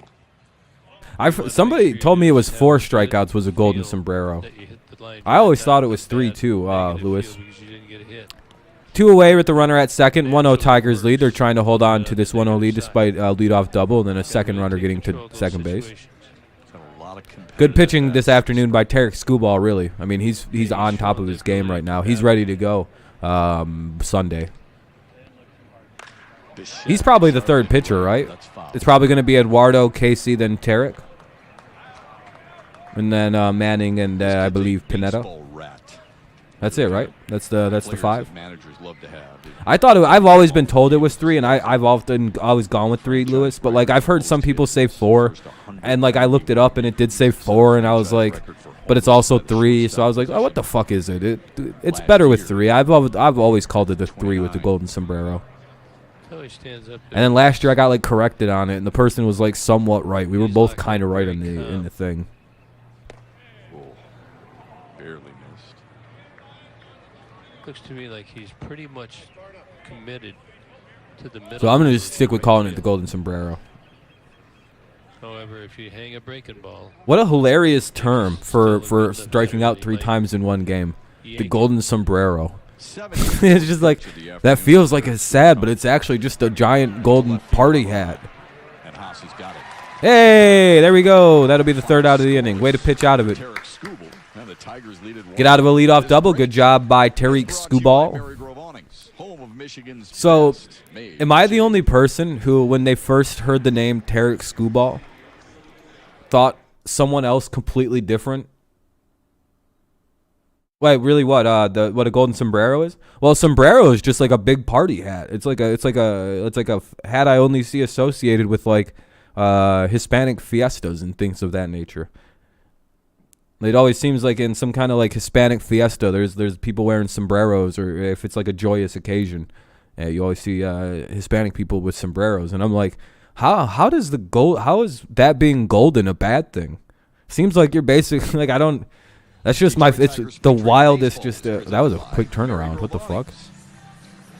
Let's go under the Marygrove awnings. My friend Devin Gardner had a chance to visit Comerica Park recently and check out the new dishes that they're serving up for fans this season. You know what's going to be weird is the big bases this year. All right, we're here with Chef Mark, and I talked to him just a second ago. You said, Wait, Devin Gardner, he used to play football, right? new ideas for new food. Is that true? Yeah, that's my job. Just What happened to that guy? food, testing it and seeing what people like. Oh, no. Corona drinking? Are you drinking some Coronas? Today. Show me some of the new things that are going to be here at the park. Oh, we have nice new offerings in the tap room deli. So we're gonna have nice salads. He was like a football star, wasn't Devin Gardner? What the? Am I thinking of the right guy? Right? There's all salads and a few Played at Michigan, I believe. Italian, turkey. We have a Euro nacho down in the food. Yeah, Daniel, that's where I think about Eric Haas too. I think he's a better catcher. But there's also a part of me that wonders if Riley Green wasn't hurt and if Jake Rogers wasn't hurt, would Eric Haas actually make this team? Just throw ideas back and forth, and we have fun with it. He probably would, right? But he wouldn't be a starter, it doesn't feel like. Vegan. We have Impossible Burger. Like that's my honest take. If we had Jake Rogers to back up Barnhart, and if we had Riley Green fully healthy, I don't know if this guy makes the team. Everybody can eat here. But Just the meat eaters or the salad eaters. You got the vegans covered as well. QB Michigan. That's what I thought with Devin Gardner. I remember that very clearly. I guess he works at Fox Sports now. That's pretty cool. He works at Bally Sports Detroit. Apple pie pasties. We have Hopefully he's happy. pasties with pierogies and Polish sausage and kraut in them. We have a coney pasty. We have Dude, all that shit looks so mac and fucking cheese good. and smoked brisket pasty and a vegetarian pasty. And we're just going to keep on going with pasties. All right, we're going to eat this food, all of it, for the most part. And I don't think I need to tell you how it is. I'm sure, me and Natalie are going to enjoy it. But we'll tell you anyway. Enjoy. I can't wait. All right, Dev, thanks very much. Devin Gardner, Natalie Kerwin will be with us throughout the baseball season as well. And I can tell you this, in dining with my friend Kirk Gibson many a time, Gibby would eat everything you just saw. Pasty. He's not afraid to try anything new. Here's the pitch, and that'll be outside ball He's one. not afraid to devour Or 2-1 rather. even if he doesn't like it. Or is that ball one? That's I don't okay. know. Don't want to get weak. I'm lying. 1-1. Now, where's Like I like Eric Haas and everything. I think I agree with your take. I don't know if he's a starter. I can't recall. He could get better and like kind of earn it, but his arm isn't the greatest in the outfield. Like 2 or 3. Trying not to indulge quite as much in that type of delicious cuisine. You know who he reminds me a lot of, and I don't know if this is good or bad. Ryan Rayburn. Upper UP? Yeah, when you travel across US 2. Prior to him breaking his leg up in that ATV accident. Were you on a snowmobile? Were you on a No, we were dirt bike? camping. Were you, I don't know if anyone else remembers Rayburn, but I feel like that's a really a good Mercury wagon. That's trouble. reminder, Kirk like Gibson, comparison UP feeling. hunting season. I know that Haas has a lot of value as like a utility player, so I kind of like him on the team a little more than Rayburn, and he's a bit better of overall player. But Rayburn was actually really good in the outfield, so it's not like he was like a fucking garbage defender. He said you should rush, Dad. My kids pulled His that hitting base never hit. really came back after the injury, but I hope you were as lenient. base as you hit are. cursed. Hello, I hope everybody home run. from Hopefully, UP, if you're listening he's on down the 0-1 podcast right now though, today. which isn't Great good. people up there. The suspense- Guzman has been I don't. Is it Gaussman or Guzman for the pitcher? I know that's a stupid question to ask, but they haven't said his fucking name yet. Bichette last time out, he smoked it. Hey, watch Torx. Gossman's trying to pound it. Watch how he tries Gaussman. to get that Okay, it's Gaussman. bat in, Bulldog, I'm so mad. How? So he wants that angle to That's be down so just a little angering to bit. me. Like, You gotta there's just Guzman, there's Gaussman, but it's never what I struck out. Look at these. What is Uh-oh. that? That's called a split finger, is it? Yeah, the first one. No, it's Man, the Torque first did one, not like like, that pitch right he's there. got 4 fingers on the ball. It's back in his hand. Yeah. It's like the circle change. Hey, people talk about they rave about Spencer Torkelson's ability. What to was he recognize saying? What the? pitches. Oh, did he say what the fuck did he just How long throw? did that take you to I think that fucked his head up. I think the splitter just got him really bad. Because Torque was drawing something at Kirk, and I'm like, it doesn't seem like he was like being mean to Kirk, but it seemed like he was. He definitely said, "What was that pitch?" Or it looked like he said, "What was that pitch?" Tapia is there in It's like, well, center, and that's another quick I guess hit. it's called a major league splitter, my friend. Spencer Torkelson Some of these guys got some nasty bombed to left pitches. field. In case you missed it, we'll show it to you, and what it made it even more impressive. Guerrero, Hernandez, and Gurriel, top of the 6th coming up. It'll be Guerrero, Hernandez, and Gurriel, top of the 6th. Yeah.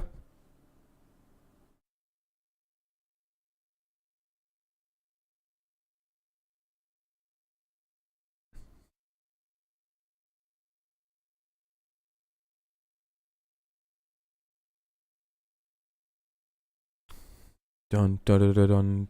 Dun.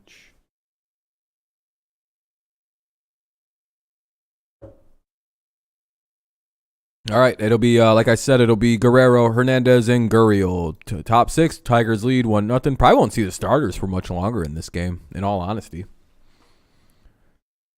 Hey, we're up to 7 likes. I appreciate that. Looks like this stream's having some trouble. If you haven't left a like, consider doing so. It helps get some more people up in here of a stream that's kind of never really gotten going or anything like that.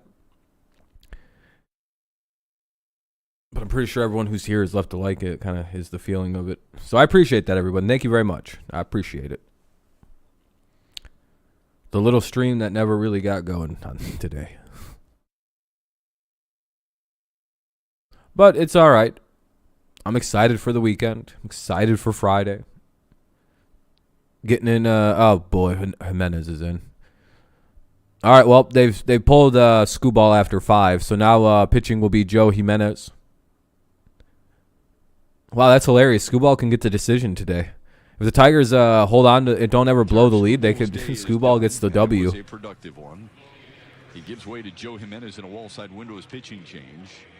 Jimenez Let's ready to work go. here in the 6th.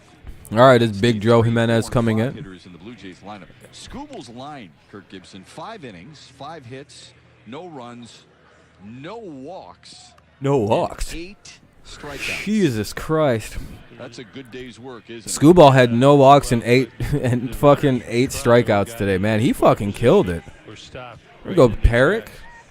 See if we can't get. By the way, Tarek Skubal is the one player that completely threw me off to the way he looks. Catch up to him, and we'll I was back. expecting a guy to look like a Middle Eastern fella. I was like, whoa, we got an Arab baseball player? That's fucking dope. And then I seen this fucking guy pop out, and I went, That's a oh. great sign for Tigers. I thought we had like the first Arab baseball player in Detroit, and I was like, ooh, that's fucking cool. That's a new market we opened up, and then it was just some fucking white guy named Tarek, and I was like, that's what? I think the name, you know what I mean? It's the whole name just doesn't match the appearance of the guy. It's a very foreign sounding name. Good, got some good work into. And then he talks like this. So I'm gonna go chug a lot of water and a little dehydrated, but it was good. And it'll be exactly It sounds like he's from fucking Iowa or some shit. It's like, Can't wait. man, I can't figure this game of baseball out. Here's Hernandez. It's as bad as me thinking that Nico Goodrum was from the Dominican Republic until I heard him speak last year, and I went, well, I'll be a son of a bitch. He's from New York. And it's just, hey, my name is Nico, and it's like, to be full capacity. I've heard that it's already a man, sellout, so I'm very excited. I gotta just start looking things up. As opposed to only the 8,000 that were there last year. As a Ball baseball two. player, what does opening day mean to you in general? Yeah, I think it's like the most exciting day of the year. I consistently just get nationalities and what I think a player is going to look or sound like wrong. I'm always thrown off wildly. How different a pitcher do you feel this year as opposed to last year? How Tariq? different is your I think your so. repertoire, Yeah, that's your another love? thing. It's like, it's even pronounced more like a fucking Middle Eastern, like a Arabic name. It's like, yeah, Tariq Skubal or something like that. But everyone just calls him Tarek because it's a hell of a lot easier to say than Kinds of things did Tariq. you tweak in the offseason or between the end That's of the annoying part. If offseason? they just spelled it like that, there's 0%. I'd have been like, dog, they're fucking around. Ain't no way this guy from fucking Palestine or something. Very aggressive with each and every pitch. Never kind of let a pitch off. I did it today. I threw like a fastball. Motherfuckers from Lebanon directly. There ain't. So He's probably Chaldean. I probably just don't even. I'm probably right, but he's like Chaldean and shit, so I'm just not seeing it very Is clean. that to the successful pitcher that Tariq Skubal wants to be? Yeah, I'm not trying to strike everybody out. I think that fourth inning today was also very important for me. I think it was like 7 Actually, pitches I gotta or look something this that, up now. that allows me to be able to then go into the fifth at a lower pitch count. So I'm not trying to punch guys out, but I am trying to get guys out efficiently. So that's the strikeouts are a good thing to have, obviously. You mentioned Eduardo Rodriguez, who will be the opening. I think I searched something that they don't have any examples on Google for. After, If you Google search Tarek Skubal ethnicity, nothing comes up. He literally says, we don't have anything that relates to your search, actually. The first time we've ever seen this phrase put together into Google like this. Regular season and in the postseason and also in the postseason, so I'm excited. I might have had the most original Google search of a day. Great job today. Appreciate your time. I appreciate it. Thank you. Tarek Skubal. So you look at him, you're just like, oh, that's a white guy. But to me, I'm like, that name just doesn't. And he'll get the ball. One of those. I don't know. I guess his dad could be named Chris, so I guess that throws that whole thing off. Got some swagger, I think, certainly this year. Yeah, I agree with you. He really reshaped his slider and curveball, kind of perfecting the changeup, and he looks like he is, in dare I say, mid-season form. And no tired arm there, that's for sure. Candelario to Castro. There's the double play here in the sixth to end the inning. Job well done by Tariq Skubal with John Keating and in his start, and a job well done here in the sixth by Joe Jimenez with a little help. No, their parents just named their kids all weird shit. Okay, that makes more sense. He's got a brother named like Trevor. His parents are just fucking weirdos. All right, that makes more sense. All right, I'm over it now. All right. We'll go to the bottom of the sixth. Still a 1-0 game. Tigers holding on to a 1-0 lead, just slim. Bottom of the sixth coming up. It'll be Barnhart, Castro, and then everybody's going to get replaced. After Barnhart bats, I doubt any of the, because like Castro's already pinch hitting for Baddoo. I'd imagine Grossman's going to get pinch hit for. I'm going to watch through the seventh inning, but I'm not doing the eighth or ninth inning of a fucking backup game. Very little reason for me to want to do this at the game.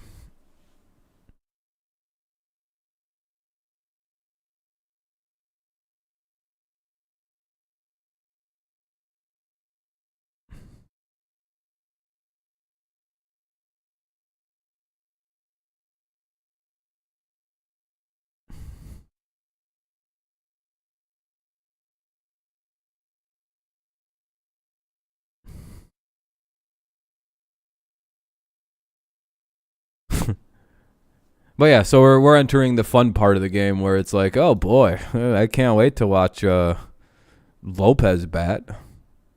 No offense to Lopez or anything like that, but it's like, yeah. No. I don't even think this guy's going to be, he might be a AAA player this year. Hey, good for him.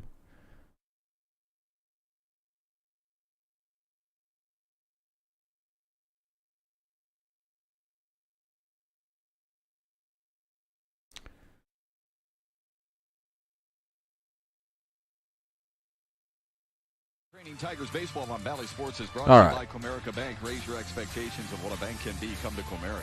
By Ram Truck Dun, Month. dun, Grab dun. huge savings at your Metro Detroit. So it'll be Ram Barnhart, Jeep, Castro, Ram and maybe Jeep. Grossman this inning, as the Tigers are starting to put in their We are the factory. backups and not so much starters. John Keating and our Tigers Valley Sports crew. I'm Matt Shepard. Welcome to Lakeland. Looking forward for the Tigers and the White Sox. Bottom of the 6th. Let's see what the Tigers can do here with a slim 1-0 lead. America Park. Our pregame show with Tigers Live, anchored by John Keating, begins at Strike noon one. on Friday.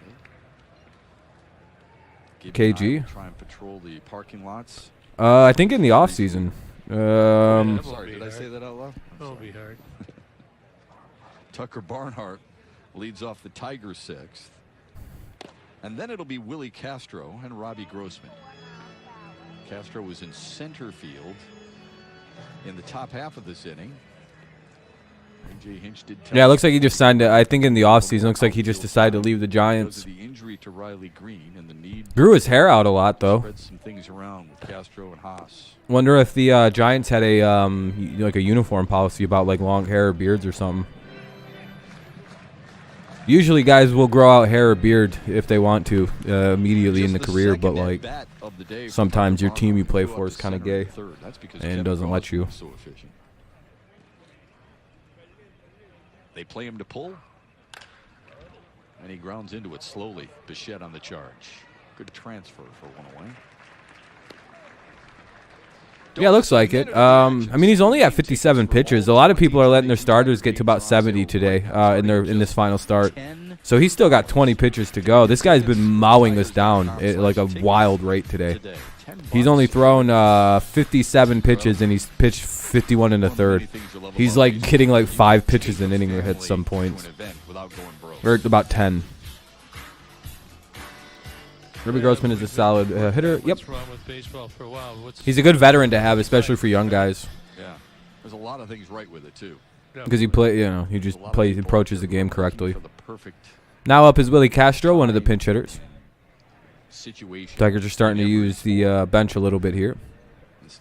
Obviously, Badu has pinched. They put in Castro to play defense.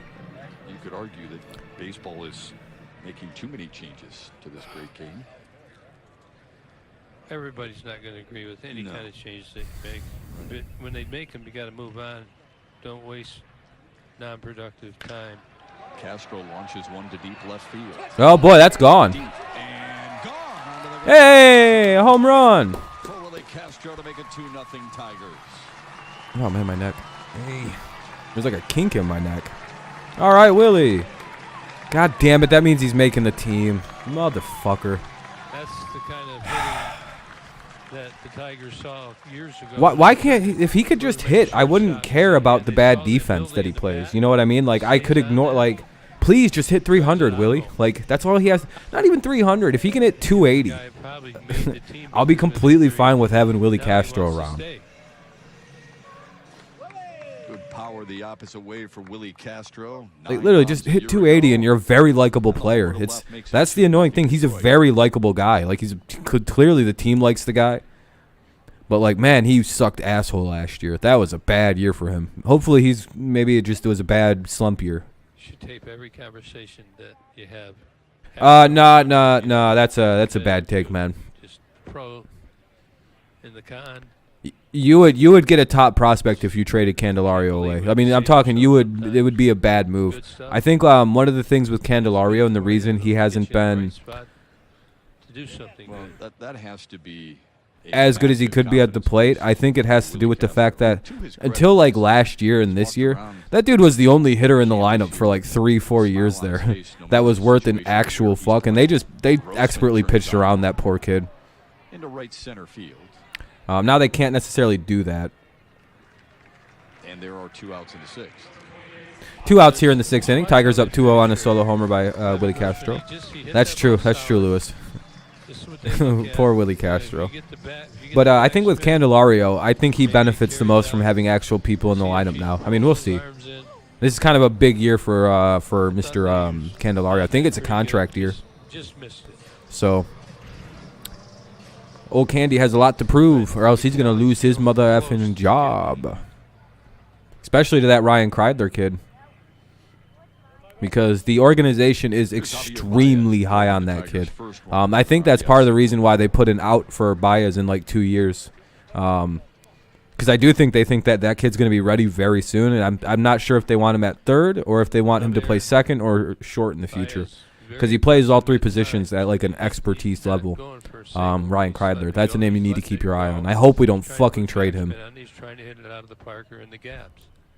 Because I think next season he's a valuable piece if we don't keep Candelario. And that comes as there's an expense. And I got a sneaky, sinking feeling that they're not going to keep Candy. You may not hit it, and you may miss it. You never know. When you do hit it, it goes a long way. And he had 31 of them last year. Maybe he doesn't like playing here and he wants to go play somewhere a little smaller. Kind of like Nick Castellanos. Say, I get it. Good when he was traded from the Cubs to the Mets. Some guys aren't destined to play in big ball fields.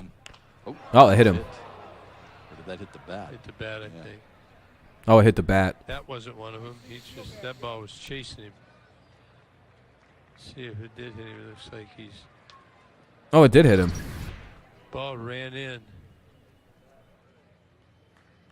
Oh, it hit right off the pad. Oh. Hit the elbow, yeah.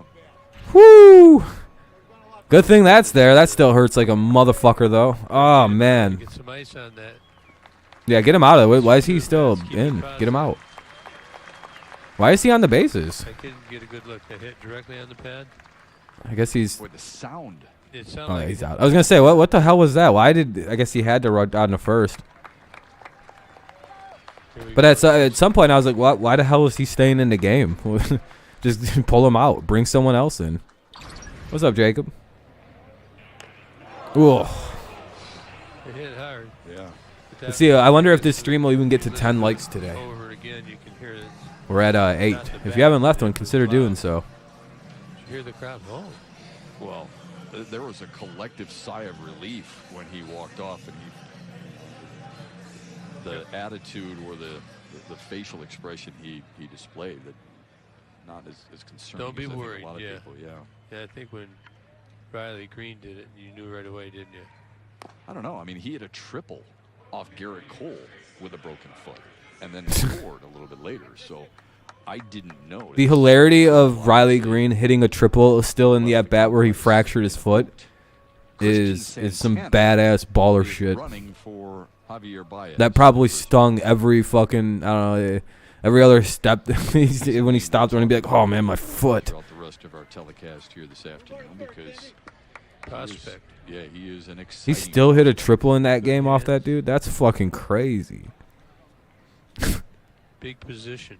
That kid's gonna be so fun to watch soon. Tapper in front. Error. Good play by Alejandro Kirk. Well, we take a 2-0 lead, top of the 7th coming up. And the Tigers. When we come back, John Keating with a cool story about one of the newest. You have to take a COVID test, though. That stinks. Tigers baseball on Valley Sports. Yeah, I think they're going to relieve him next inning. I'm pretty sure that's the end of the line for Mr. Gaussman, or whatever the hell his name is. Hey, we're up at 10 likes. I appreciate that, guys. Very cool. Very cool. Thank you. I just try to get double digits here in the spring. And normally, like a regular season game, I'd be like, we're trying to get to about 20. But, you know, I don't do a full game here. It's just kind of a hangout, more or less, than, you know. Yeah, Candy has a little bit of an issue. I understand that. It can be a little frustrating. How good is Miggy anymore? Is the team going to be better when he retires and frees up all that money? Not necessarily, no. I'd say that might be bad if they don't have a clear leader of the team after he retires. Miguel is not only the leader of the team, he's kind of like the clubhouse setter, like tone setter. I feel like there's more value that Miguel Cabrera brings to a baseball team at 38 years old or 35, 30, however old he is, than just the sheer numbers, right? Like, everybody praises Kenny Rogers for his efforts late in his career to help out young pitchers, but why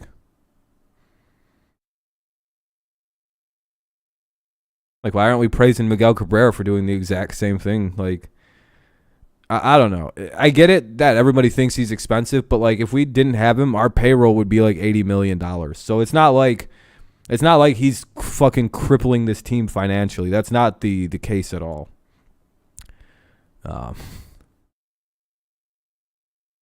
Like his contract's only $30 million. I get it, it's expensive, but like we're paying for what we've already gotten. It's just our teammates Dan he could retire and we'd was still already owe him the behind $30 us million. You know what I mean? hard too in spring training. Baseball contracts, they're fully guaranteed, right? Alex Lang getting that footwork down. So the way I look at it is it's Michael Fulmer has gone through his workout right there. You see how they're trying to stay in line and do what they're supposed to do. Gregory Soto's up now. as well, and now he's part of the game.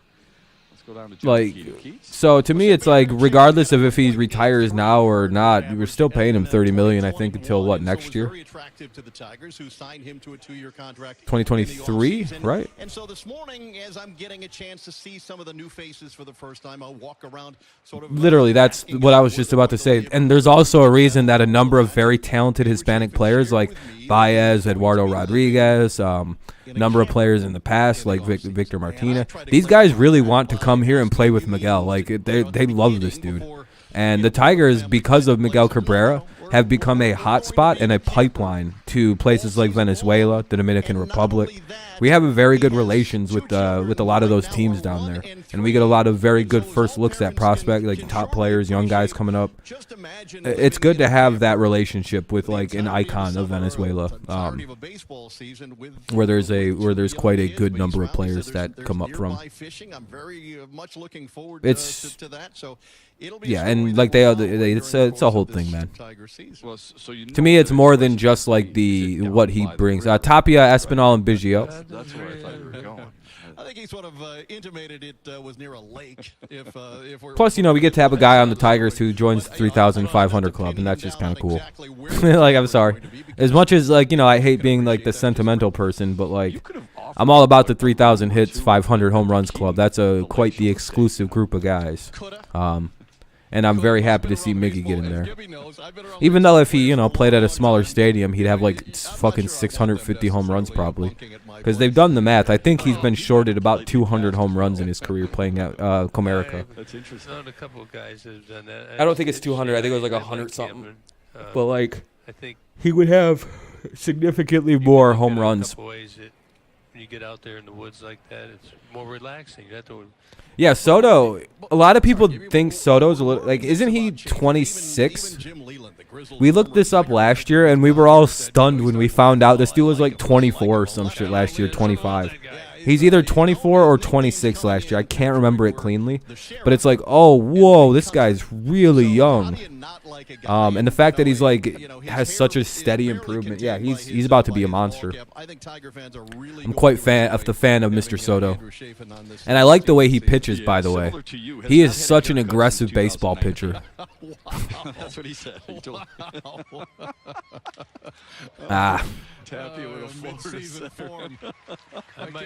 I love that he goes inside. He's not afraid to brush people off the fucking plate a little bit. This dude's got the closer mentality. That's what I really like about Soto, because closers are supposed to be kind of ballsy and not like really like when batters like get their way at the plate. So they'll fucking hit them. They'll throw right at their fucking heads and shit.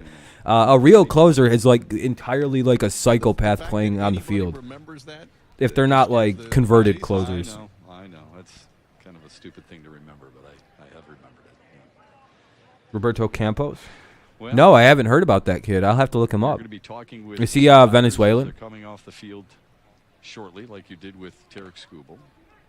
I think everybody, you get the sense, and you've been around these guys certainly more than I should, but you get the sense that even though it's been a compressed spring training, everybody's... Fun fact that Spencer Torkelson is the #1 rated baseball prospect at first base. I guess he's not really a prospect anymore, is he? It's kind of like he's just a rookie now. He's officially ascended prospect status. Woo! One and deuce. Double play. Good job. Let's go to the bottom of the seventh. Roberto Campos. Let me look him up. We head down to the bottom of the seventh. The Tigers in front, 2-0 on Valley Sports. MILB. Yeah, he's from Havana. Okay, he's from Cuba. 6'3", 200 pounds. Yeah, man. I like what I'm seeing out of that. 757 OPS. Oh, the average is a little low, but he's 18. That's crazy. 8 home runs at 18 at a affiliated baseball league. Not bad. For 18, that's not bad. Competing against actual like monsters that are in some of those leagues. Yeah, that's not bad.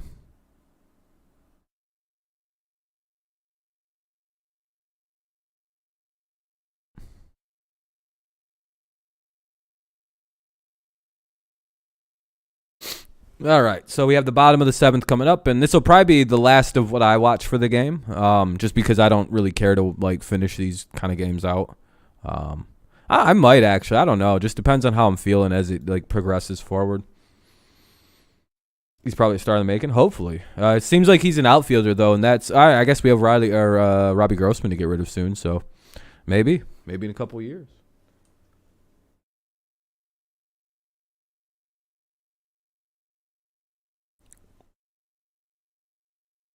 I'm also excited to see the number of young players the Tigers drafted, I believe, last season, right? They got, like, 2 really good players in, like, the first 2 rounds, in the first round or whatever. They picked up that one pitcher from Texas pretty late, and then they also grabbed, what's his name, Jackson Jobe. Was that the kid's name? And then there was another one from Texas that's supposed to probably actually make his way towards the majors at some point soon. Insurance companies say they won't pay. Go to getpaid.com. Who's up for the Tigers if they're actually going to bat? Supposed to be Cabrera, Haas, and Torkelson. We'll see, though. Oh, they're going to let them get their last at-bats. Okay, then replace them. Here in Lakeland. Wonderful to see all the Tigers fans here. Saw a ton of them, by the way, in Dunedin the other day against Toronto and in Clearwater yesterday against I think Casey Mize has a good future. Same here. I think he's a future Cy Young winner. Him or Tarek Skubal will win that award. This complex, again, 3 straight years was named the minor league facility of the year. It's a gorgeous facility. You'd never think it was low A ball here. Yeah, well, it's going to be starting right after the Tigers leave. Yeah, it's crazy that the Tigers single A affiliate is like plays their home games here. This is such a nice stadium. What is it, Joker Marchant, or did they rename it? Everybody's in a good mood. I like the quickness of the spring. In Lakeland, Florida. What's the name of this place? Is it Mary Grove Awning Stadium now? Or is it still Joe? Oh, it's Publix. Ah. I think that was too much. What happened to Joker Marchant? Why'd they rename it? You know, some of them they really enjoy it. They come here and donate their time, and a lot of them are retirees from Detroit that now live down here, and they've really enjoyed this year with this year's team. Publix Field at Joker Marchant Stadium. Okay, it's like a long ass name. 34-35 is too much. I was gonna say there's no way they just dropped the name Joker Marchant Stadium. That's such a good fucking name for a baseball stadium. 2-0 count for Miguel Cabrera. I mean, I don't know exactly. But yeah, I like Mize. As long as he gets the ball thing under control and stops getting unconfident, losing confidence in himself is probably the right way to say that. Seems like something will happen to him and he just starts throwing it like right down the middle of the fucking middle. He just whips it right down the middle of the plate sometimes, and it's like, don't do that when you get pissed off, Casey. What are you doing? And like that really, he does that all the time. He did that yesterday, and every home run he gave up was that yesterday. I think he gave up 3 of them. All 3 of them were the exact same, like, oh, I'm angry, I'm gonna throw right down the middle pitch. And it's like, dude, what temper tantrum pitch are you throwing that they're crushing? Here we go. Because you could see it on his face, like he just looked upset with something. I don't know what it was. I'm not really sure what that was the other day with Casey, but he looked fucking bothered. Hey, Miguel had a single, and now they're pinch running him. Like I said, this is the inning where everybody gets replaced. Once you have your 3 at-bats, you're getting pulled. Publix is a version of Myers. Yeah, I know what Publix is. I know it's like a Whole Foods or whatever, or like a Southern grocery store. Daenerys De La Cruz. My favorite thing was recently Trump came to the state of Michigan and they tried to talk shit about Peter Myers, and it's like, or Peter Meyer, and it's like, man, I get it. Like, you may not like that guy, and that's funny, whatever. But like, to say no one in Michigan knows how to pronounce the word Meyer is like, man, that's a big store in this state. I'm pretty sure everyone in the Midwest can pronounce the word Meyer. There's a weird attack on a guy, especially in a place like Michigan where like there's a Meyer in almost every fucking city in this state. And he was in like West Michigan too. It's like, It's less man, in than like near Grand Rapids, you're gonna do that? Like their home base? That's a 600 double retarded idea, I guess. a couple this year. There are only 2 others in history who would be able Again, to it's say, fun. It's funny to make fun of people, sure, and Trump's pretty good at it. But that was a bad one. Like I expect bigger things out of Trump because he's like a shit talker. You know what I mean? I may not like Trump, but like the one thing I do expect and respect about the guy is he talks a mean game of shit. Hank Aaron, And the fact that he was going, how do you pronounce this name?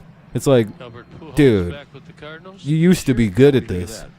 You used to be really funny with the shit. It's not gonna hurt. I still one of the hardest I think I've ever laughed Something was when he called Rosie O'Donnell a fat pig. That shit was so funny to me for some reason. Because it just came out of nowhere and it was just the meanest fucking thing anybody. He should have ran for president right after he did that, not waited so damn long. I don't know, but I found it to be a tough situation. You don't want to disrespect That shit anybody was that's put that much hilarious.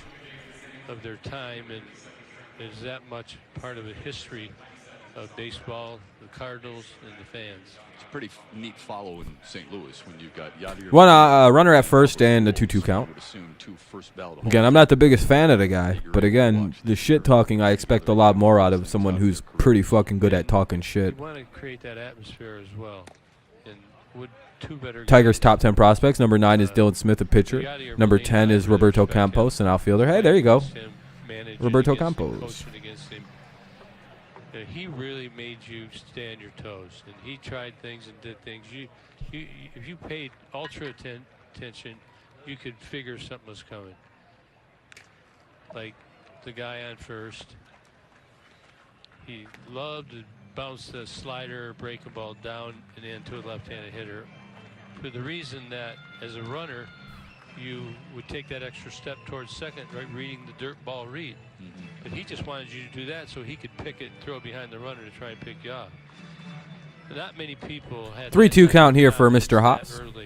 Runner at first, nobody out here in the bottom of the 7th. Tigers holding on to a slim 2-0 lead. He always felt he could pick it and pick you off because you might think that it was going to get by him. Ah, The pop-up skied it to the first baseman. I hope Tarek breaks out this year. Just drafted him for my fantasy. I got big expectations. Yeah, I think he's going to have a really good year. Tarek will. I think I already read this, but that's quite all right. And Who's the other? yeah, I think the strikeouts are really something you got. The ERA might be a little weird. He might walk. I don't know. He's a very accurate strikeout pitcher. So I don't know. He might not even be a heavy ball thrower. He walked nobody today. So I actually want to look at something. Where's the box score? He put a hit and run on by himself at the plate. Who's that? Screwball threw 74 pitches and 52 were for strikes. That's a really good ratio. I'm saying he would do Good ratio. Runner steals second on a bad pitch. He didn't ask for permission. He just went up there and told the guy he had a relationship with Yeah, the that's guy. really good, actually. Barely 20 balls. On the He base. threw 74. He would give a hit and run. And I know of one Tiger. He literally threw sure 22 balls, it sounds like, which is really good for a strikeout pitcher, by the way. What's up, Connor? Is he in this booth? No. Okay. Strikeout guys usually are up in the fucking hundreds with the with the pitches if they get 8 strikeouts. But I was on base. Because they'll go full on every batter. They're Tram. like, it's just what it is. Sparky, he'd say, you guys, at some point he just challenged us to do stuff to make things happen. And Tram would have a little sign and take off. I mean, it was a no-brainer. John Walkenfuss, another guy. I don't know if he swung and missed. I'd like to look that up. John Walkenfuss, he never swung and missed, hardly ever. He had really good back control. I could never figure out for the life of me how he hit the ball. How about his stance? That's what I mean. That's why. But it'd be at his face, and he'd step back and put it in play. Ball 3. 3-1 to Spencer Torkelson. Yesterday, Torkelson hit his first home run of the spring. It came off a solid starter in Aaron Nola with Philadelphia. And he was in an 0-2 hole. It was an 11-pitch at bat before he delivered a solo homer to left. And ball 4. A one-out walk here. So it'll be 2 on, 1 out here in the top bottom of the. This is why I don't like watching this. So who the hell is Thornton? He's gonna. Something tells me this is a young player who won't be on the roster. And yeah, okay, that's what I thought. Another runner. Oh, actually, never mind. He's actually a pretty regular pitcher. What the hell? Okay, never mind. I stand completely corrected. Well, it's fun when you get to come over from minor leagues and Well, throw strikes, dude. What the hell is he doing? get to play in the big leagues. Game in front of the crowd. This is the worst part of, like, this is why I don't like watching past the 7th inning. It turns into this. Nobody seems to be able to pitch after this inning. 2 on and 1 out. The score is about to be like 9-12 as a final. On the same field at the same time. Pretty neat. Here's Harold Castro. Or 12-9, Tigers win somehow. It's gonna be like, how did this even happen? Harold Castro now up. Roberto Campos is another one of those young players. He's now Castro and Barnhart are the last 2 guys to get their, you know. And batting second behind Willy Castro. He's There's an the doctor. exciting prospect. Isaac Pacheco is now playing third base. He's Oh, big, Campos is out there. Sure, he got like good attitude. Torkelson's batting stats is the same when I saw him when he used to play for Arizona State. Yep. Ah, it's double play. All right, well, that'll be that's pretty much it for me.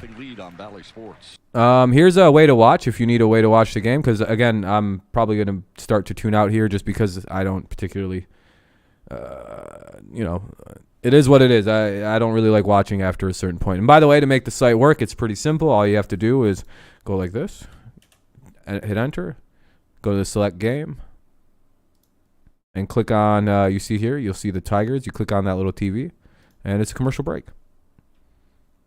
Just leave a like if you happen to use my link on the way out. It'll be Biggio, Springer, and Cato, even though I doubt any of these people are going to be batting for the 8th inning. They might have one. I don't know. So that's pretty much it for me. I'm going to go ahead and start to dip out of here. I don't really like to follow the game anymore. It gets pretty boring. All the starters are gone. It's just like, okay. But when the regular season does start off, we'll be doing like full games, like full reactions to the games and all that stuff. So, but yeah, so that was a pretty good game. I liked what I seen. The defense looked a lot sharper today. The offense was a little bit behind, but the pitching looks really good. So I kind of like those things for what I can take from the game from the starters anyway. Yeah, I'm excited. Looks good. I think we're getting ready to open the season up Friday. Should we have a slight advantage? Possibly, with the health of the White Sox being kind of all over the place heading into that one. I'm not exactly sure how that's going to look. I don't even know who their starter is for the opening day. I heard there was some issue with that as well. But all right, everybody, I appreciate you coming out. You can go enjoy the rest of the game on that link right down there. Yeah, thank you for leaving a like. Thank you for hanging out, watching the game with me this afternoon. Again, we'll be live again tomorrow for the Tigers game, as long as it's on TV, and Wednesday, as long as they're on television. We can just look that up right now, actually. TV. Games. Go to tomorrow. Because we're playing the Yankees, so I'm guessing, yeah, it's going to be on both. So, yeah, we'll be live for this game as well tomorrow. And then April 6th. No, the Tigers won't be on. It's not even scheduled on here. So we'll be live again for the Tigers tomorrow. And I think tonight we'll do a live stream. I just have to think about what I'm going to do and what I'm interested in doing. So thank you all so much for tuning in this evening. I appreciate it yet again. Hopefully you have a good rest of your day, night, morning, whenever you are listening to this. I doubt you're going to there's so little rewatchability in some of these streams, but that's quite all right. All right, though. Thank you guys again. Have a good rest of your... I'm basically trying to stretch this into 2 hours. So, how we all doing? We all feeling good? We got food in our bellies? Hopefully no shit in your pants. No, good and clean. Ready to take on the day.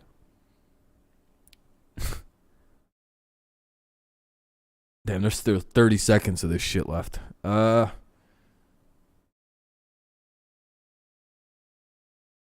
don't know. I don't know why anyone's even still listening, but all right. I'm gonna get out of here. Well, I got a few more minutes. Let's see if there's any breaking kind of news on the old Twitter sphere.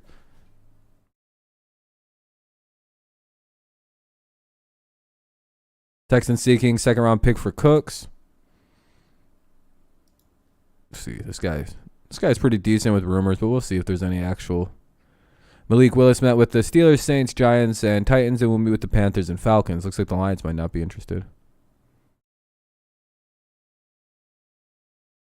Huh. Wait a minute. What?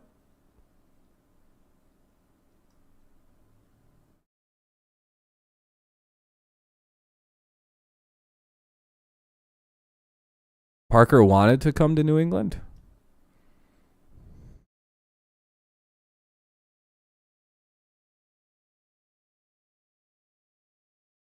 Damn, imagine this. Every receiver so far that's played with Tua has preferred to go to Mac Jones at some point. Devontae Smith, Jalen Waddle, both said they openly prefer Mac Jones to Tua. And now Devontae Parker, who's never even played with Mac Jones, preferred to go and play with Mac over Tua.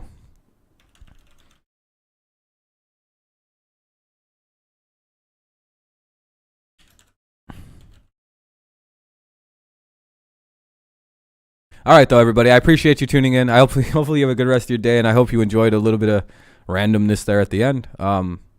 Go Lions, go Patriots, and, of course, go Tigers. That's kind of how we like to wrap it up. And, yeah, we'll be live probably later this evening for some kind of I'm not sure yet. Maybe I'll do gaming stream tonight. I'll think about it. All right, peace out, guys. Have a great rest of your day, night, morning, whenever you listen to this, and peace.